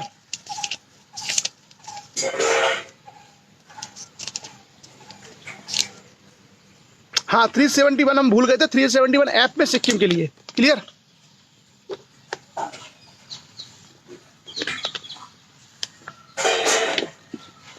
आगे हम बढ़ते हैं और 371 में आपको सिर्फ ये याद रखना है कि संविधान में आर्टिकल 370 तो कश्मीर के बारे में था, जिसको हटा दिया संविधान ने। उसके अलावा 371 भी है, वो भी अलग अलग प्रावधान देता है कुछ राज्यों के लिए, लेकिन उस तरह के प्रावधान नहीं है जो कश्मीर के लिए थे। यहाँ पर जो प्रावधान है कुछ स्पेशल, कोई कॉलेज खोलना है, कोई डेवलपमेंट करना है, कोई ऐसा क्षेत्र है जिसका विकास करना, उसके बारे में है। और फिर 371 में कई हैं। 371 एक हो गया जो गुजरात और महाराष्ट्र के लिए, उसके बाद 371 A B C D E F G H I, वहाँ तक ये प्रोविज़न है अलग अलग राज्यों के। मणिपुर के लिए है, आसाम के लिए है, सिक्किम के लिए है, अरुणाचल के लिए है, गोवा के लिए है, आंध्रा के लिए है। तो आप इसको बेसिकली सिर्फ याद रखना, बाकी कोई उसमें ज़्यादा आपको परेशान होने की ज़रूरत नहीं है और ज़्यादा आपको याद करने की भी आवश्यकता नहीं है। अब आगे आता है आर्टिकल 372 संविधान का अनुच्छेद 372। वो कहता है कि विद्यमान विधियों का प्रवर्त बने रहना और उनका अनुकूलन, तो continuation of forces of existing laws and their adaptation. तो भारत के आज़ाद होने से पहले, जब भारत आज़ाद हो रहा था, जब संविधान बन रहा था, उससे पहले भी बहुत सारे नियम कानून चल रहे होंगे। जैसे आपको पता, रेलवे पहले का है, इनकम टैक्स पहले का है, जो हमारे ऑफिसर्स हैं IAS वगैरह, ये सब पहले से चले आ रहे हैं। तो बहुत सारी विधियां, बहुत सारे कानून पहले से चले आ रहे थे। तो 372 में ये प्रावधान किया गया था कि जो विधियां, यानी जो कानून पहले से चले आ रहे हैं, वो चलते रहेंगे जब तक कि संसद कोई विधि बना करके उनके स्थान पर नया नहीं ले आती है। तो पहले से जो चीज़ें चली आ रही थी, वो सारी चीज़ें चलती रहेंगी। ये है 372। उसके बाद हम आते हैं आर्टिकल 373। 373 थोड़ा सा काम का है, और वो ये है कि निवारक निरोध में रखे गए व्यक्तियों के संबंध में कुछ दशाओं में आदेश करने की राष्ट्रपति की शक्ति। निवारक निरोध का मतलब हमने पढ़ा था पहले, प्रिवेंटिव डिटेंशन। आपको याद होगा जब आर्टिकल हम 22 पढ़ रहे थे, संविधान का अनुच्छेद जब 22 पढ़ रहे थे, तो उसमें हमने देखा था प्रिवेंटिव डिटेंशन, यानी कोई अपराध होने से पहले ही अगर कुछ लोगों को पकड़ लिया जाता है तो उसको कहते हैं निवारक निरोध में रखना, यानी अपराध न होने पाए उससे पहले ही लोगों को रख लेना। तो उसको बोलते हैं प्रिवेंटिव डिटेंशन, मतलब एक तरीके से सुरक्षा कारणों से पहले ही लोगों को गिरफ्तार कर लेना। कई बार आपने देखा होगा ना, होली के टाइम पे कुछ लोगों को प्रिवेंटिव डिटेंशन में रखा लिया था, या कभी चुनाव के समय कि भाई इस एरिया में ये आदमी है जिसके ऊपर आपराधिक मुकदमे हैं, इसने कोई दिक्कत की है, तो पुलिस या वहाँ का जो SDM है वो पास करता है कि इनको ले आओ पकड़ के, ताकि ये शांति भंग ना करें। या कभी दंगे वंगे वाले एरिया में भी लोगों को प्रिवेंटिव डिटेंशन में रख लिया जाता है। तो उसके संबंध में हम आर्टिकल 22 में ऑलरेडी पढ़ चुके हैं। यहाँ पे आर्टिकल 373 में एक प्रोविजन है, वो ये कहता है power of president to make order in respect of persons under preventive detention in certain cases. कौन से केसेस हैं इसमें? है जब तक अनुच्छेद 22 के खंड 7, हम लोग अनुच्छेद 22 ऑलरेडी पढ़ चुके हैं, संसद उपबंधित नहीं करती है, या जब तक इस संविधान के प्रारंभ से 1 वर्ष समाप्त नहीं हो जाता है, इनमें से जो भी पहले हो तब तक उस अनुच्छेद के ऐसे प्रभावी होगा मानो उसके खंड 4 खंड 7 में संसद के प्रति किसी निर्देश के स्थान पर राष्ट्रपति के प्रति निर्देश, और मतलब कुल मिलाकर के ये उस समय का प्रोविजन है जब देश आज़ाद हुआ था, संविधान बन रहा था, कि अगर उसके लिए नया प्रोविजन नहीं आ जाता है तब तक पुरानी चीज़ें जो है राष्ट्रपति के उससे चलती रहेंगी, वो राष्ट्रपति को उसकी शक्ति मिली हुई है। उसके बाद है आर्टिकल 374 374, और आर्टिकल 374 कहता है फेडरल न्यायालय के न्यायाधीशों और फेडरल न्यायालय के सब परिषद हिज मजिस्ट्री के समक्ष लंबित कार्रवाइयों के बारे में उपबंध। तो भारत में जो अभी सुप्रीम कोर्ट है या अभी जो हाई कोर्ट्स है, इसको पहले फेडरल कोर्ट्स कहा जाता था। ये 1935 में बना था और पहले इसका नाम था फेडरल कोर्ट। तो ये संविधान कब बनना है? देखिए, संविधान की एक बात याद रखना है कि संविधान जब बनना है, ये बात है देश आज़ाद होने के समय की। जब देश आज़ाद हो रहा था उस समय संविधान बनना था, तो उस समय तत्कालीन जो परिस्थितियाँ थी उनके हिसाब से कुछ प्रावधान किए गए थे। ऐसा नहीं है कि बाद में किया गया है। क्लियर? तो उस समय वो प्रावधान किए गए थे, और उस समय ये था कि जो फेडरल कोर्ट की जो कार्रवाइयाँ हैं वो चलती रहेंगी। जैसे मान लीजिए 1946 में कोई मुकदमा हो गया था, किसी गांव में मर्डर हुए थे, या कोई केस हो गया था 1946 में, तो भारत का संविधान तो 1950 में लागू हुआ, और आपने देखा होगा कि जो फेडरल कोर्ट था वही बाद में सुप्रीम कोर्ट हो गया। तो 1946 के जो केस था उसका जजमेंट 1950 में नहीं होगा। आपको मालूम है कि कभी कभार न्यायालय में मुकदमे 10-10, 15-15, 20-20 साल भी चलते हैं। तो 1946 का, 1945 का अगर कोई केस होगा जो उस समय के फेडरल कोर्ट में चल रहा था, संविधान बनने के बाद जब सुप्रीम कोर्ट बन गया तो भी वो मामला चलता रहेगा। ये है आर्टिकल 374। क्लियर। उसके बाद हम आते हैं आर्टिकल 375, आर्टिकल 375 ये कहता है कि संविधान के उपबंधों के अधीन रहते हुए न्यायालयों, प्राधिकारियों और अधिकारियों के कृत्यों को करते रहना। तो जैसा हमने कहा कि जो उस समय व्यवस्था चलती चली आ रही थी उसमें यह था कि संविधान में अगर प्रावधान है तो संविधान में जो भी उपबंध होंगे उसके अधीन रहते हुए वो भी प्राधिकारी और जितने भी लोग हैं वो सारे अपने कार्य करते रहेंगे। उसके बाद आता है आर्टिकल 376। उसके बाद उसमें है उच्च न्यायालयों के न्यायाधीशों के बारे में उपबंध। तो वो वही है सारी चीज़ें कि जो पहले से चली आ रही व्यवस्थाएं थी अगर ट्रांजिशनल फेज में है तो वो चलती रहेंगी। यानी पहले से ही अगर भारत में कोर्ट थे, आपको मालूम है हाई कोर्ट, सुप्रीम कोर्ट जो था वो पहले से भी चला रहा था, तो उसमें जो न्यायाधीश इत्यादि कार्य कर रहे थे वो सारे लोग भी लगातार अपनी पोस्ट पर बने रहेंगे। मतलब ऐसा नहीं है कि 26 जनवरी 1950 को संविधान लागू हुआ और भारत में जितने कलेक्टर थे, भारत में जितने जज थे सबको हटा दिया और नई भर्ती कर दी। हो ही नहीं सकती एक दिन में नई भर्ती। तो जो पहले से लोग चले आ रहे थे वही कंटिन्यू करते रहेंगे। क्लियर। तो ये था आर्टिकल 376 जो जजों के बारे में था।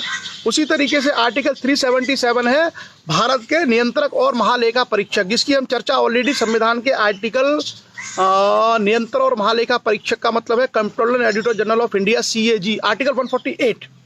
संविधान के अनुच्छेद 148 में हम चर्चा कर चुके हैं CAG के बारे में। तो ये प्रावधान भी CAG अंग्रेजों के समय से चला आ रहा था। तो 377 ये कहता है कि जो CAG पहले से चला आ रहा था और संविधान लागू होने के बाद वो एकदम हट नहीं जाएगा, वही कंटिन्यू करेगा और बाद में जो संविधान में उपबंध किए गए हैं जब नया आएगा तो उसके हिसाब से चलेगा। क्लियर। तो जो ये सारे प्रावधान है जिसकी हम लोग चर्चा कर रहे हैं सब क्या है, संक्रमणकालीन है, ट्रांजिशनल है। यानी व्यवस्था अंग्रेजों की गुलामी से मुक्त होकर के भारत की आज़ादी की बन रही है, लेकिन जब व्यवस्था बनती है तो पुरानी व्यवस्था हट नहीं जाती है, वो कंटिन्यू करती है कुछ समय तक। उसी को बोलते हैं ट्रांजिशनल फेज, यानी संक्रमणकालीन उपबंध। क्लियर। आगे आता है आर्टिकल 378 है लोक सेवा आयोगों के बारे में। तो जैसा मैंने कहा कि जो संघ लोक सेवा आयोग है इसकी शुरुआत भारत में 1926 में हुई थी। जो यूनियन पब्लिक सर्विस कमीशन है ये 1926 में बना था। तो 1926 में कौन थे? अंग्रेज थे भारत में, भारत अंग्रेजों का गुलाम था। तो 378 में ये कहा गया है कि जो लोक सेवा आयोग है ये भी बने रहेंगे, ये भी कंटिन्यू करते रहेंगे। उसमें जो मेंबर्स हैं, भर्ती प्रक्रिया है वो एज इट इज चलती रहेगी। भले ही संविधान के अनुच्छेद 315 में इनके लिए अलग से प्रावधान किया गया है, लेकिन आगे ये सारी चीज़ें उसी तरीके से कंटिन्यू करेंगे क्योंकि भारत ट्रांजिशनल फेज में है। हम अचानक से कोई व्यवस्था एकदम नहीं थोप सकते। अंग्रेजों का बनाया हुआ संघ लोक सेवा आयोग को अगर हमने खत्म कर दिया तो फिर हम भर्ती कैसे करेंगे? हमारे पास एक्सपीरियंस कहाँ से आएगा और कंटिन्यूएशन कैसे होगा प्रक्रिया का? जैसे आपने देखा ना, एक DM जब जाता है ट्रांसफर होके तो वो तभी जा सकता है जब वो किसी को चार्ज दे। मतलब उसकी पोस्ट एक सेकंड के लिए खाली नहीं हो सकती। अगर कोई आदमी DM है, किसी जिले का जिलाधिकारी है, तो वो अगर उसका तबादला हो जाता है, ट्रांसफ़र हो जाता है, तो ऐसे नहीं है कि वो ट्रांसफ़र हो गया, अपना बैग और अपना सामान भर के चला गया। वो किसी न किसी व्यक्ति को DM का चार्ज दे के जाएगा। इसी को बोलते हैं ट्रांजिशनल पीरियड। तो भारत में जब आज़ादी आई थी तो आज़ादी के समय, संविधान लागू के समय बहुत सारा ऐसा फेज था जिसमें पुरानी व्यवस्थाएं और नई व्यवस्थाओं के बीच में एक संक्रमण था। नई व्यवस्था बनाने का प्रयास हो रहा था और पुरानी व्यवस्थाएं चल रही थी। तो पुरानी व्यवस्थाओं को तब तक कंटिन्यू किया जाता है जब तक कि नई व्यवस्था सुचारू रूप से अपने अस्तित्व में ना आ जाए। यह है आर्टिकल 378। उसके बाद हम कहते हैं आर्टिकल 379 से लेकर के 91 तक, ये 1956 में ख़त्म कर दिए। आर्टिकल 379 से लेकर के 91 तक कितने आर्टिकल हैं आप देखेंगे तो 12 आर्टिकल ख़त्म कर दिए। अब ये संविधान में नहीं है। संविधान के अनुच्छेद 369 से लेकर के 391, 379 से लेकर 391 तक अब कुछ नहीं है। सारे आर्टिकल निरसित हैं, रिपील कर दिए गए, तो उसको पढ़ने की आवश्यकता ही नहीं है क्योंकि जब संविधान में है ही नहीं। उसके बाद हम आते हैं आर्टिकल 392, संविधान का अनुच्छेद 392, 392, वो कहता है कठिनाइयों को दूर करने की राष्ट्रपति की शक्तियाँ। तो भारत के संविधान में पहले किससे चलता था? भारत का गवर्नमेंट ऑफ इंडिया एक्ट 1935, उससे शासन चलता था। तो उसके तहत भारत के राष्ट्रपति को कुछ ऐसी शक्तियां दी गई हैं कि अगर कहीं कोई कठिनाई आती है तो भारत के राष्ट्रपति उन प्रावधानों के विषय में निर्णय लेकर के उन कठिनाइयों को दूर कर सकते हैं। क्लियर? तो ये हो गया जो ट्रांजिशनल और आपातकालीन जो उपबंध थे, ये बेसिकली था हमारा संविधान का भाग 21। 20 क्या था संविधान संशोधन, 21 क्या था ये वाले प्रोविजन, आपातकालीन और ट्रांजिशनल प्रोविजन।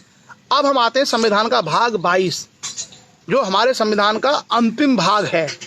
22 भाग हैं संविधान में कुल मिलाकर के, 395 अनुच्छेद, 22 भाग और 12 अनुसूचियां हमारे संविधान का हिस्सा हैं। तो हम लोगों ने 21 भाग कर लिए और 22वें भाग पर हम लोग पहुंच चुके हैं।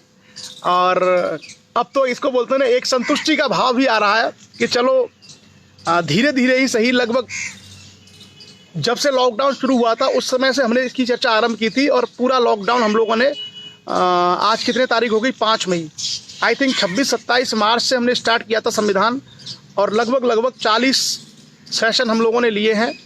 इन 40 सेशन में हमने पूरे संविधान को हम लोगों ने कवर किया। एक एक आर्टिकल, हमने कोई भी आर्टिकल नहीं छोड़ा, एक एक आर्टिकल वाइज हमने सारी चीज़ों की चर्चा की। संविधान की जो 12 अनुसूचियाँ हैं वो हमारी बची हुई हैं, उसकी चर्चा हम लोग अलग से करेंगे। लेकिन संविधान के अनुच्छेद और भाग ये हम लोग साथ साथ पूरे करते चले जा रहे हैं।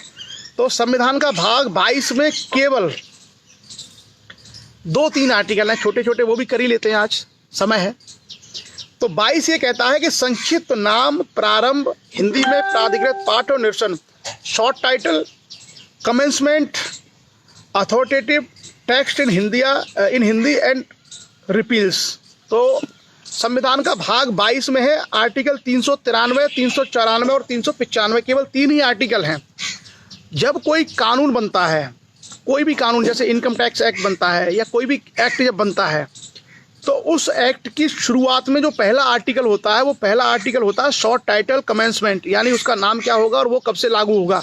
लेकिन संविधान के बारे में खासियत क्या है कि संविधान में ये सबसे अंत में आया है। आप कोई भी कानून पढ़ना, जैसे आप IPC पढ़ना, आप CRPC पढ़ना, आप इनकम टैक्स एक्ट पढ़ना, आप कोई भी कानून पढ़ना, जैसे ही आप कानून को खोलेंगे तो पहला जो उसका सेक्शन होगा उसी में लिखा होगा कि ये कब से लागू होगा और इसका नाम क्या है, पहला ही। लेकिन यहाँ पे क्या है, संविधान में ये अलग व्यवस्था है। संविधान में क्या है, संविधान के अंतिम जो भाग है 22 भाग में इसको रखा गया है कि संक्षिप्त नाम क्या होगा, इसका संक्षिप्त नाम क्या होगा और ये कब से लागू होगा और इसका प्राधिकृत जो ऑथोरिटेटिव जो पार्ट है वो क्या होगा। तो आर्टिकल 393 कहता है कि इस जो संविधान है, भारत का जो संविधान है, इसका नाम क्या होगा। तो अगर कोई आपसे ये पूछे कि भारत के संविधान का नाम, भारत का संविधान कहाँ से लिया गया है, कहाँ पे लिखा हुआ है, तो आपका आंसर होगा ये संविधान के अनुच्छेद 393 में लिखा हुआ है भारत के संविधान का संक्षिप्त नाम, भारत के संविधान का संक्षिप्त नाम, आर्टिकल 393 क्या है, संक्षिप्त नाम क्या होगा, इस संविधान का संक्षिप्त नाम होगा भारत का संविधान। This constitution may be called the constitution of India.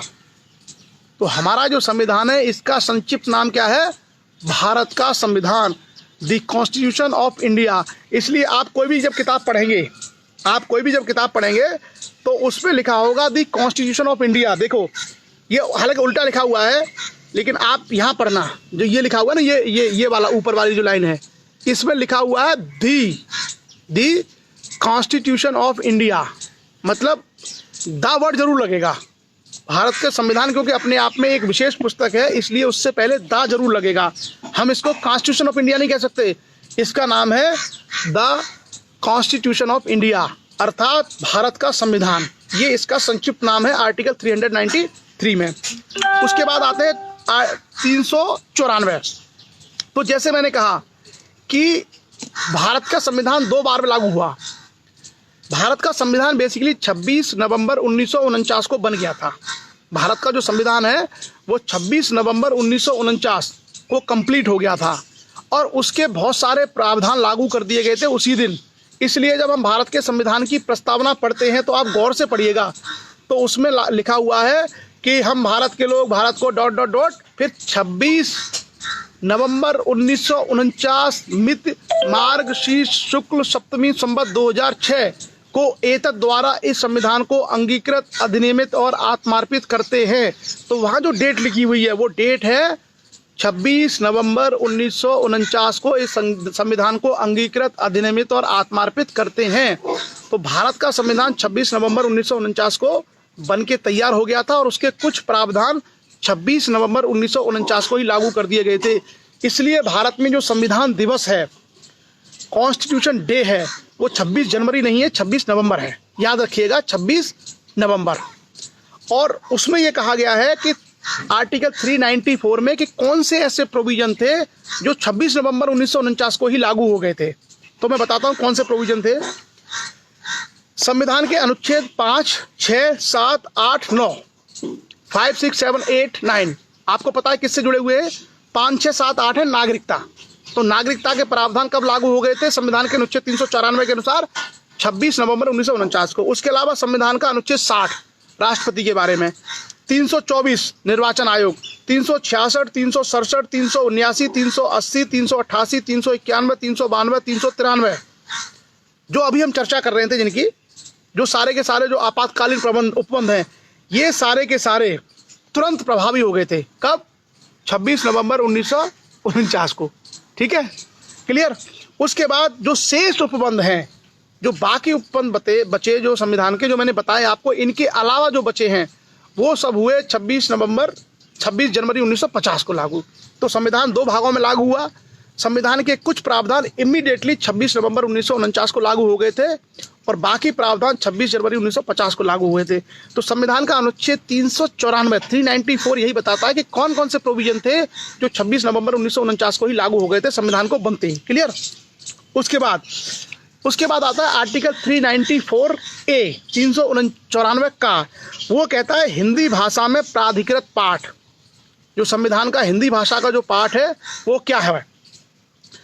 इस संविधान के हिंदी भाषा में अनुवाद को, जिस पर संविधान सभा के सदस्यों के हस्ताक्षर किए थे, ऐसे उपांतरणों के साथ जो उसे केंद्रीय अधिनियमों के हिंदी भाषा में प्राधिकृत पाठों में अपनाई गई भाषा, शैली और शब्दावली के अनुरूप बनाने के लिए आवश्यक है, और ऐसे प्रकाशन के पूर्व किए गए इस संविधान के ऐसे सभी संशोधनों को उसमें सम्मिलित करते हुए तथा अंग्रेजी भाषा में किए गए इस संविधान के प्रत्येक संशोधन के हिंदी भाषा में अनुवाद को अपने प्राधिकार से प्रकाशित कराएगा। तो कुल मिलाकर के ये है कि संविधान जब बना था तो अंग्रेजी में बना था और साथ ही साथ उसका हिंदी में भी ट्रांसलेशन हुआ था, हिंदी में भी उसका रूपांतरण हुआ था। तो उस दोनों पर, जो इंग्लिश में था उस पर भी संविधान सभा के सभी लोगों के साइन थे, और जो हिंदी में हुआ था उस पर भी सभी लोगों के साइन थे जो संविधान सभा के सदस्य थे। तो जो वो पाठ है जो बनाया था ओरिजिनल हिंदी में ट्रांसलेट होके, उसी में जो कुछ अमेंडमेंट आपको करते रहेंगे, लेकिन वही प्राधिकृत पाठ रहेगा हिंदी का। क्लियर। ये आर्टिकल 394A। उसके बाद आगे हम देखेंगे 394B में है आपका अंग्रेजी भाषा वाला। और एक और चीज है कि अगर कोई भी इसका प्रकाशन होता है संविधान का किसी संशोधन के बाद अगर अनुवाद का, तो उसका अर्थ वही लगाया जाएगा जो मूल अर्थ है, आप उसके अर्थ को नहीं बदल सकते। क्लियर। और अगर कोई कठिनाई उत्पन्न होती है तो राष्ट्रपति उसका पुनरीक्षण करेगा। राष्ट्रपति देखेंगे कि ये जो बदलाव हुआ है वो मूल पाठ के अनुरूप है या नहीं है, कहीं उसका अर्थ अनर्थ तो नहीं कर रहा है, और ऐसा है तो फिर राष्ट्रपति उसको मना कर सकते हैं। क्लियर।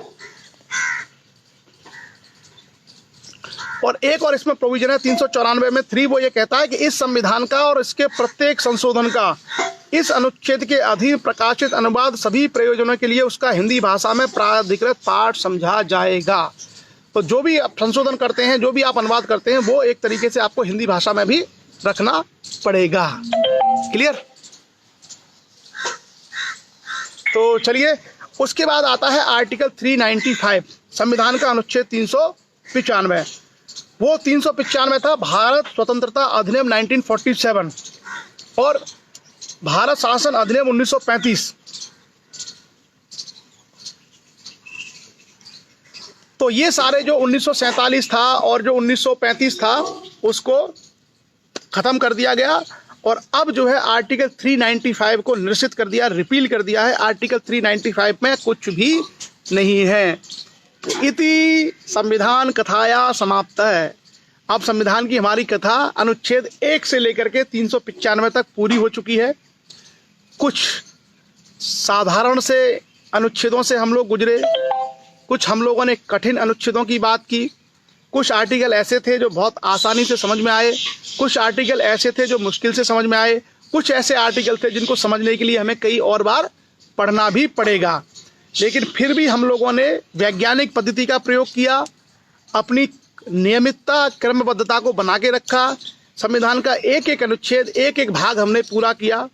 तो कुल मिलाकर के आज हम लोगों ने संविधान के सभी भाग पूरे कर लिए, संविधान के अनुच्छेद 1 से लेकर के संविधान के अनुच्छेद 395 तक। जो लोग शुरू से जुड़े रहे उन लोगों को सारी चीज़ें रहेंगी, और जो लोग बीच बीच में जुड़े उन लोगों को बहुत सारी चीज़ें शायद दोबारा देखनी पड़ेंगी। अब भारत के संविधान में चर्चा करने के लिए हमारे पास एक चीज़ बची है कि भारत के संविधान में 12 अनुसूचियाँ भी दी गई हैं। भारत के संविधान में 12 अनुसूची हैं। अनुसूची 1, अनुसूची 2, अनुसूची 3, अनुसूची 4, 5, 6, 7, 8, 9, 10, 11, 12। वो भी हर व्यक्ति के लिए जानना जरूरी है। तो मुझे लगता है 2 दिन की चर्चा में हम लोग संविधान की जो अनुसूचियाँ हैं वो अनुसूचियाँ भी पूरी कर लेंगे। और जैसा मैंने आपसे वादा किया था कि इस सप्ताह के अंत तक, मतलब जो ये वीक चल रहा है, इस शुक्रवार या शनिवार तक हम लोग अपना संविधान की कथा पूरी कर लेंगे। और शनिवार और रविवार को हम लोग प्रश्न उत्तर श्रृंखला रखेंगे, जिसमें हम सभी लोग आपके साथ संविधान के जो अनुच्छेद हैं उनमें हम क्वेश्चन आंसर के फॉर्म में डिस्कशन करेंगे। क्लियर? मुझे लगता है बहुत सारी चीज़ें आपको स्पष्ट हुई होंगी और बहुत सारी चीज़ें आगे आपको क्लियर होती चली जाएंगी धीरे धीरे। 1-2 बार देखिए, 1-2 बार से तो खैर नहीं होता है सारा, लेकिन जितना हम लोग इसको करेंगे, जितने बार हम इसको पढ़ेंगे, उतने बार हमारी चीज़ें स्पष्ट होती हैं। और लोगों को कहानियाँ किससे याद हो जाते थे।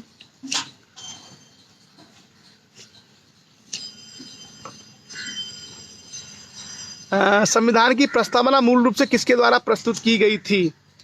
संविधान की प्रस्तावना मुझे लगता है कि जो लोग उस समय जो थे संविधान सभा के अध्यक्ष राजेंद्र प्रसाद, डॉक्टर राजेंद्र प्रसाद, संभवतः उनके द्वारा की गई होगी। लेकिन हरिवंश राजपूत जी मैं चेक करके आपको बताऊंगा, मुझे जहाँ तक मेरी जानकारी है। अभी भूपेंद्र ने एक सवाल पूछा है आर्टिकल 376 के बारे में। दोबारा भूपेंद्र लोधी ने एक सवाल पूछा है 376, तो मैं आपको एक बार बता दूं, रिवाइज कर दूं कुछ। अगर कोई भी आर्टिकल अगर आपको पूछना हो तो आप उसको क्वेश्चन में लिख सकते हैं। अगर कोई भी आर्टिकल आपका ऐसा बचा हुआ है तो हम उसकी भी चर्चा कर सकते हैं। भूपेंद्र, आर्टिकल 396 कहता है कि उच्च न्यायालय के न्यायाधीशों के बारे में उपबंध, तो जो हाई कोर्ट पहले से चले आ रहे थे उसके बारे में जो प्रावधान थे, और जब नया संविधान बन रहा था तो नए संविधान बनने के दौरान वो चीज़ें आगे कंटिन्यू करेंगी, उनको एकदम नहीं हटाया गया था। वो ट्रांजिशनल प्रोविजन है जिसके माध्यम से कुछ चीज़ों को कंटिन्यू किया गया था आगे समय तक। क्लियर? जैसे आपने देखा हो कुछ अधिकारी 1975 में रिटायर हुए थे, तो जो 1975 में जो रिटायर हुए थे वो लोग कब के थे? वो लोग अंग्रेजों के समय भर्ती हुए थे 1940-45 में, या जो लोग 1960 में रिटायर हुए थे उनकी भर्ती अंग्रेजों ने करी थी। लेकिन क्योंकि अब ऐसा तो है नहीं कि सरकार बदल गई 1950 में तो वो नौकरी से हट जाएंगे, वो भी अपने भारत के लोग थे, तो उनको 1960 तक रखा गया था। तो दैट इज आर्टिकल 360। क्लियर? ये हो गया हमारा। और उसके अलावा कोई और भी क्वेश्चन अगर आपका रहता है तो प्लीज़ आप लोग किसी भी आर्टिकल के बारे में और कहीं से भी कोई और भी अब करेंगे चर्चा, हम करेंगे। ये हफ्ता हमारा पूरा संविधान पर ही जाएगा। अभी तो हम लोग करेंगे चर्चा किसकी? 2 अनुसूचियों की, 12 जो अनुसूची है उसकी बात करेंगे। फिर 2 दिन हमारा क्वेश्चन आंसर चलेगा। तो हम लोग काफ़ी चीज़ें साथ साथ करते रहेंगे, काफ़ी चीज़ें हम लोग साथ साथ करते रहेंगे। जो भारत के संविधान की प्रस्तावना है ये जवाहरलाल नेहरू ने लिखी थी, पद्मेश लोधी जी, और ये ड्राफ्ट जो है 13 दिसंबर को प्रस्तुत किया गया था, 13 दिसंबर 1946 को। संविधान सभा की जो है पहली बैठक हुई थी 11 दिसंबर को, जिसमें सच्चिदानंद सिन्हा जो है उसके अस्थायी अध्यक्ष थे, और उसके बाद 13 दिसंबर को उसकी बैठक हुई थी जिसमें राजेंद्र प्रसाद जी जो भारत के पहले राष्ट्रपति बने उनको जो है उसका अध्यक्ष बनाया गया संविधान सभा का, और जवाहरलाल नेहरू के माध्यम से जो प्रस्तावना है वो प्रस्तुत की गई थी। चलिए, संविधान पढ़ने के लिए अगर आपको किताबें चाहिए तो देखिए कुछ चीज़ें आप याद रखिएगा। एक तो आप पढ़िएगा बेयर एक्ट, जैसे ये क्या है, ये बेयर एक्ट है, इसमें आर्टिकल दे रखे हैं सारे हिंदी और इंग्लिश में, ठीक है। दूसरा, आप एम लक्ष्मीकांत की किताब पढ़ सकते हैं भारतीय राज्य व्यवस्था, उसके बारे में बहुत सारी जानकारी आपको मिल जाएगी। उसके अलावा भारत के संविधान के लिए आप यदि चाहें तो डी बसु का भारत का संविधान पढ़ सकते हैं। ब्रज किशोर सिंह है एक लेखक, उनका भारत का संविधान आता है। सुभाष कश्यप का भारत का संविधान आता है। और जो बेयर एक्ट है जिसमें आर्टिकल 1 से लेकर 395 हिंदी इंग्लिश में दिए हुए हैं, वो आप कहीं से भी ले सकते हैं, वो बहुत सारे प्रकाशन का आता है। तो जो मैंने 5-6 आपको किताबें बताई हैं, इनमें से कोई सी भी किताबें आप पढ़ करके इसको शुरू कर सकते हैं। क्लियर? हाँ, 9 दिसंबर को बैठक हुई थी, अस्थाई बैठक, जिसमें सच्चिदानंद सिन्हा थे, और 11 दिसंबर को राजेंद्र प्रसाद जी बने थे, और शायद 13 दिसंबर को वो प्रस्तावना का जो प्रस्ताव पारित हुआ था। क्लियर?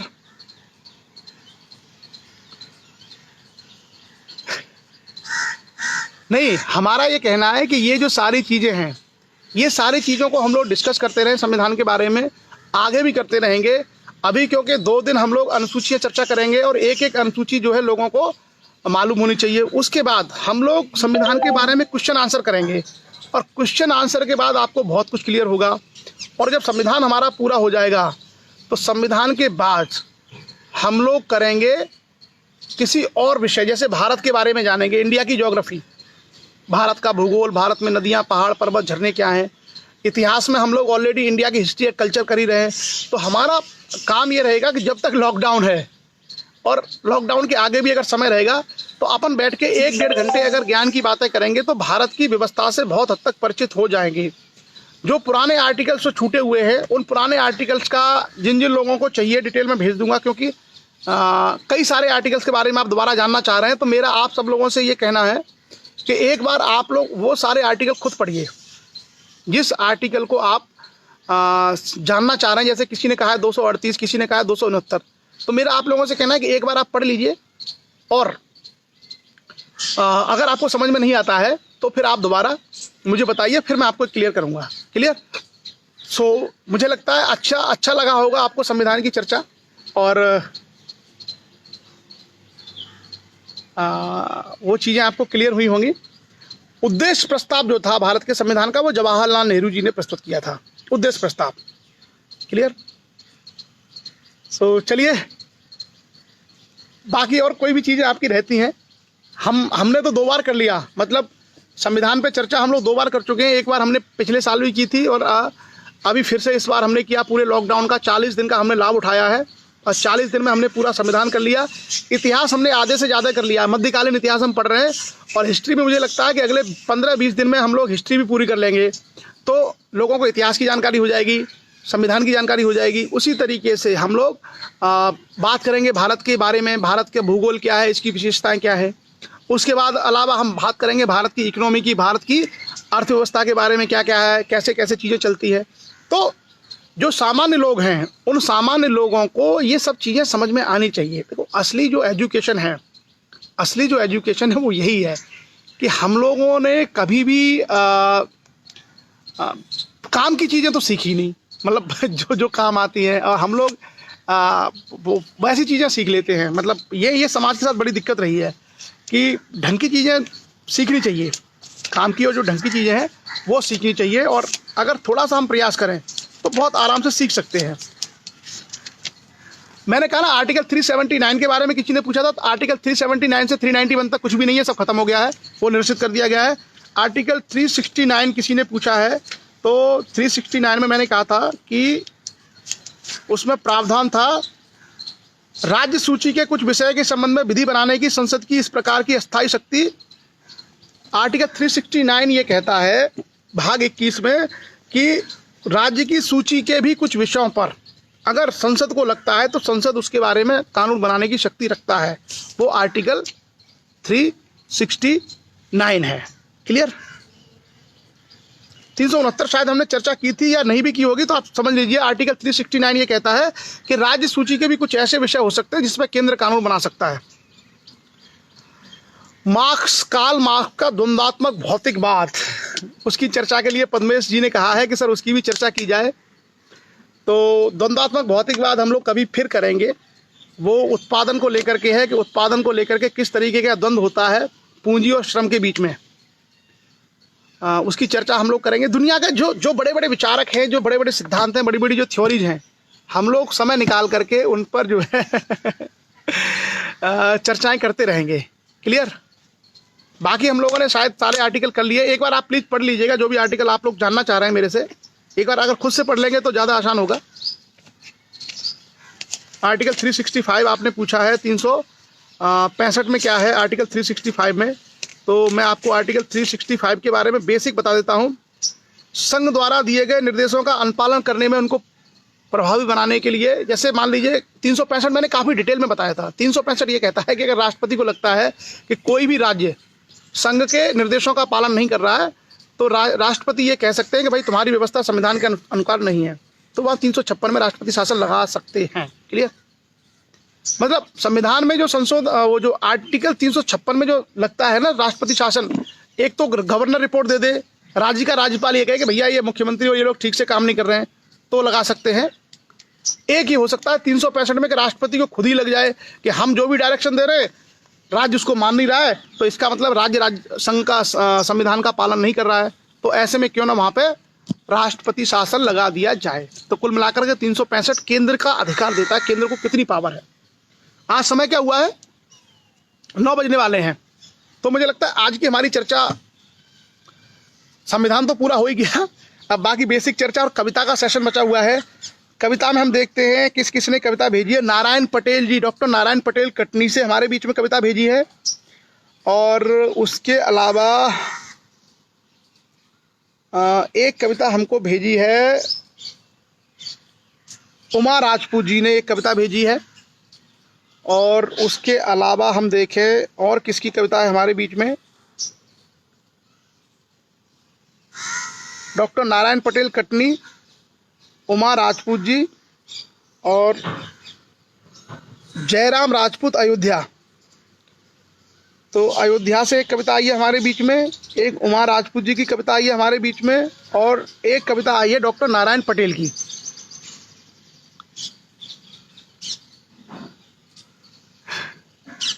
सामंतवाद को मनीष किसी और दिन समझाएंगे, सामंतवाद को किसी और दिन समझाएंगे।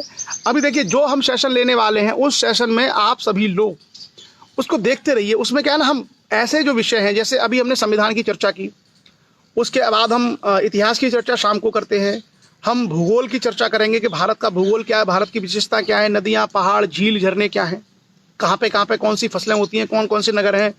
फिर हम इकोनॉमिक्स की चर्चा करेंगे कि भारतीय अर्थव्यवस्था कैसे चलती है, इंडस्ट्रीज़ क्या होती हैं, सर्विस सेक्टर क्या है। तो अगर हम इन सारे कंटेम्प्रेरी विषय की बात करेंगे, फिर हम कानूनों की बात करेंगे कि भारत में कौन कौन से लॉज हैं, जैसे आईपीसी क्या है, सीआरपीसी क्या है, इनकम टैक्स एक्ट क्या है, एविडेंस एक्ट क्या है, या सूचना का अधिकार कानून क्या है। तो अगर हम इस तरह की चीज़ों के बारे में चर्चा करेंगे तो हमको समसामयिक जानकारी मिलेगी व्यवस्था की, समाज की, और वो बहुत काम आती है। तो आज हम लोग कविता शुरू करते हैं, और सामंतवाद को हम फिर कभी समझाएंगे मनीष, आज नहीं। ये संविधान का टॉपिक है, संविधान में नहीं। संविधान पे हम कोई और चीज़ चर्चा नहीं करेंगे। जब हम इतिहास की चर्चा करेंगे वहाँ हम बात करेंगे किसकी, सामंतवाद की। तो सबसे पहले हम कविता लेते हैं आज, किसकी कविता लें, उमा राजपूत जी की कविता लेते हैं आज। चलिए, उमा राजपूत जी की कविता है प्रकृति के ऊपर। प्रकृति के ऊपर कविता लिखी है उमा राजपूत जी। और उमा राजपूत जी बेसिकली हैं उत्तर प्रदेश से, ललितपुर जिले से, बुंदेलखंड में। मुझे लग रहा है बुंदेलखंड में ज्ञान का भंडार है। पन्ना बुंदेलखंड में आता है मुझे लगता है, ललितपुर, झांसी, हमीरपुर, ये सब जो है ज्ञान की खान है बुंदेलखंड। तो क्या है प्रकृति के ऊपर, उमा राजपूत जी की कविता सुनिएगा आप लोग। प्रकृति से शक्तिशाली हुआ, प्रकृति से शक्तिशाली हुआ न कोई ना हो पाएगा, प्रकृति से शक्तिशाली हुआ न कोई ना हो पाएगा, इसका काल चक्र चलता है नियम से, इससे कोई ना बदल पाएगा। रूपेंद्र कुमार की कविता। रूपेंद्र अपनी कविता दोबारा भेज दो, मेरे पास है नहीं शायद। रूपेंद्र मैं आपको बोलता हूँ 901385 3930 901385 13853930। अरे नरेंद्र जी ऐसा नहीं है, भिंड वालों की भी हम तारीफ करते रहते हैं, भिंड वालों की कई कविताएं पहले भी आ चुकी हैं। क्लियर। तो प्रकृति से शक्तिशाली हुआ न कोई न हो पाएगा, इसका काल चक्र चलता है नियम से, इसे कोई न बदल पाएगा। यह आपदाओं से टकराने की क्षमता रखती है प्रकृति, यह आपदाओं से टकराने की क्षमता रखती है, जो इससे टकराएगा वो चूर चूर हो जाएगा। प्रकृति से शक्तिशाली ना कोई हुआ ना हो पाएगा। इंसान इस धरा का एक जीव है, मालिक नहीं। इंसान इस धरा का जीव है, मालिक नहीं। यही आज उसने बतलाया है, प्रकृति से शक्तिशाली हुआ ना कोई ना हो पाएगा। तब तब जब जब प्रकृति सॉरी जब जब प्रकृति की हानि होगी, जब जब प्रकृति की हानि होगी, तब तब मानव जीवन खतरे में पड़ जाएगा। जब जब प्रकृति की हानि होगी, मानव जीवन खतरे में पड़ जाएगा। इसके थोड़ी अनबन से ही विश्व प्रशासन डगमगाएगा। इसकी थोड़ी अनबन से ही विश्व प्रशासन डगमगाएगा। प्रकृति से शक्तिशाली हुआ न कोई न हो पाएगा। वैज्ञानिक युग के चक्कर में न इसका अपमान करो। प्रकृति हमें सब कुछ देती है, यह सोच समझ के सम्मान करो। इसकी रक्षा जो तुम कर जाओगे, बाढ़ आंधी तूफान भूकंप जैसी आपदा कभी नहीं आएगी। प्रकृति से शक्तिशाली हुआ न कोई ना हो पाएगा। प्रकृति से शक्तिशाली न कोई हुआ न हो पाएगा। उमा राजपूत जी की कविता, और उसके बाद है हमारे बीच में लोधी लाला भैया सिंह की कविता को आज हम थोड़ा रोकेंगे। हम लोग पहले जिन जिन लोगों की कविताएं आ गई हैं, जिनकी छूट गई हैं, उनको पहले लेंगे। कई लोगों की कविताएं हमें मिली हैं। उसके बाद हमारे बीच में कविता है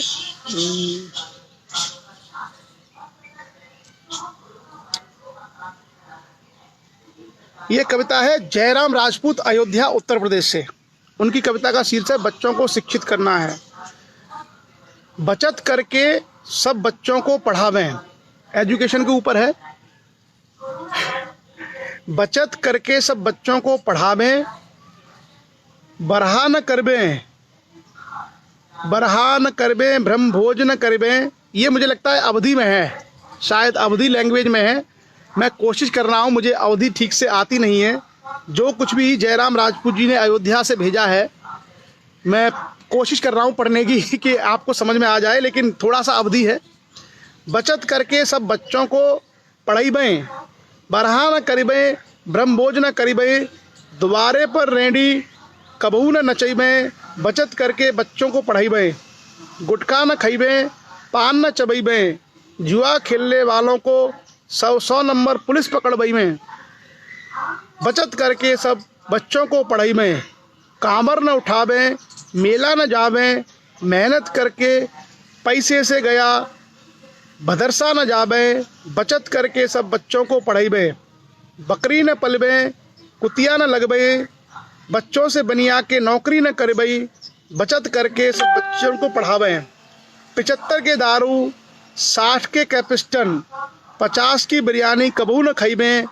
बचत करके बच्चों को पढ़ाइबें, बीड़ी न पीबें, बियर न पीबें, मृत्युभोज कबू न करबें।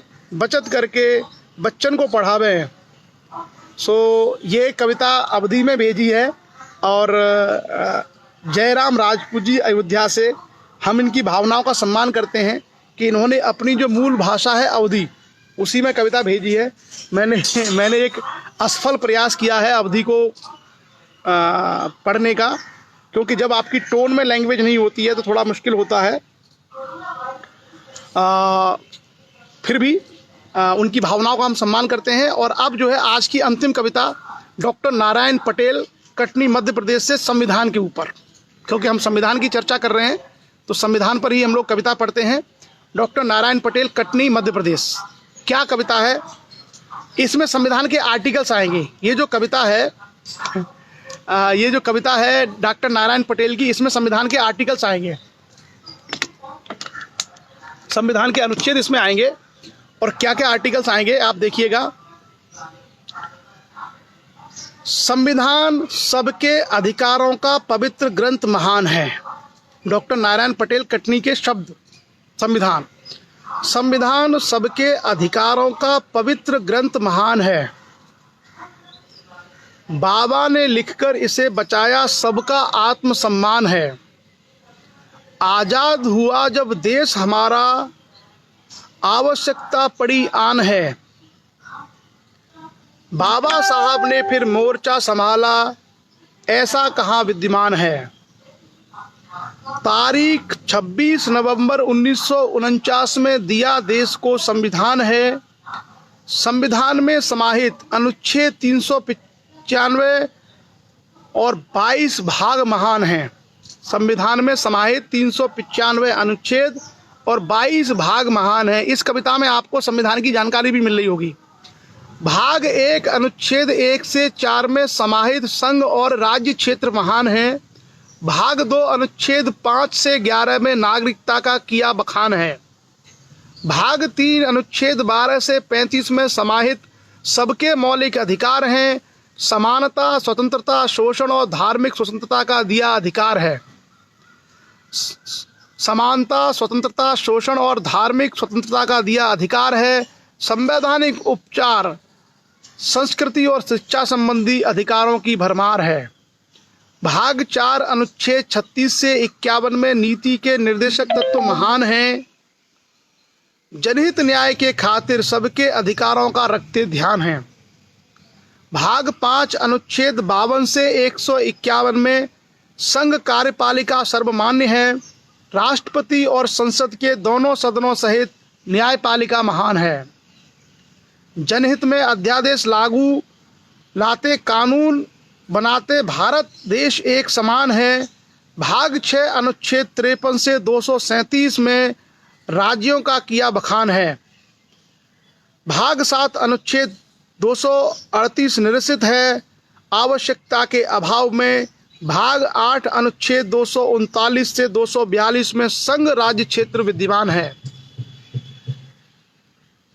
भाग 9 अनुच्छेद 243 में पंचायत नगर पालिकाओं का किया बखान है। सबको उनके अधिकार दिए, विधानसभा से संसद तक सर्वमान्य है। भाग 10 अनुच्छेद 244 में अनुसूचित जाति जनजाति का विशेष अधिकार है। भाग 11 पूरा संविधान है। भाग 11 अनुच्छेद 245 से 263 में संघ और राज्यों के संबंध हैं। विधायी शक्ति, प्रशासनिक संबंध और जल विवाद का समावेश है। भाग 15 अनुच्छेद 264 से 300 में भारतीय अर्थव्यवस्था समाहित है। वित्त, संपत्ति, संविदायवाद और राजस्वों का समावेश हमने पाया है।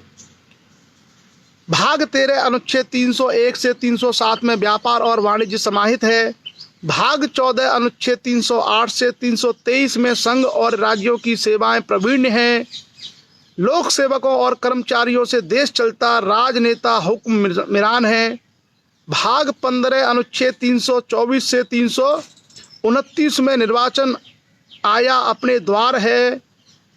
चलती चुनती जनता चुनती, सरपंच से सांसद तक बनते, ऐसी शक्ति विद्यमान है। भाग 16 अनुच्छेद 330 से 342 में निम्न वर्ग के अधिकारों को माना है। एसटी, एसटी, ओबीसी और एंग्लो विशेष के हितों का ध्यान है। भाग 17 अनुच्छेद 343 से 351 में राजभाषाओं का किया समावेश है।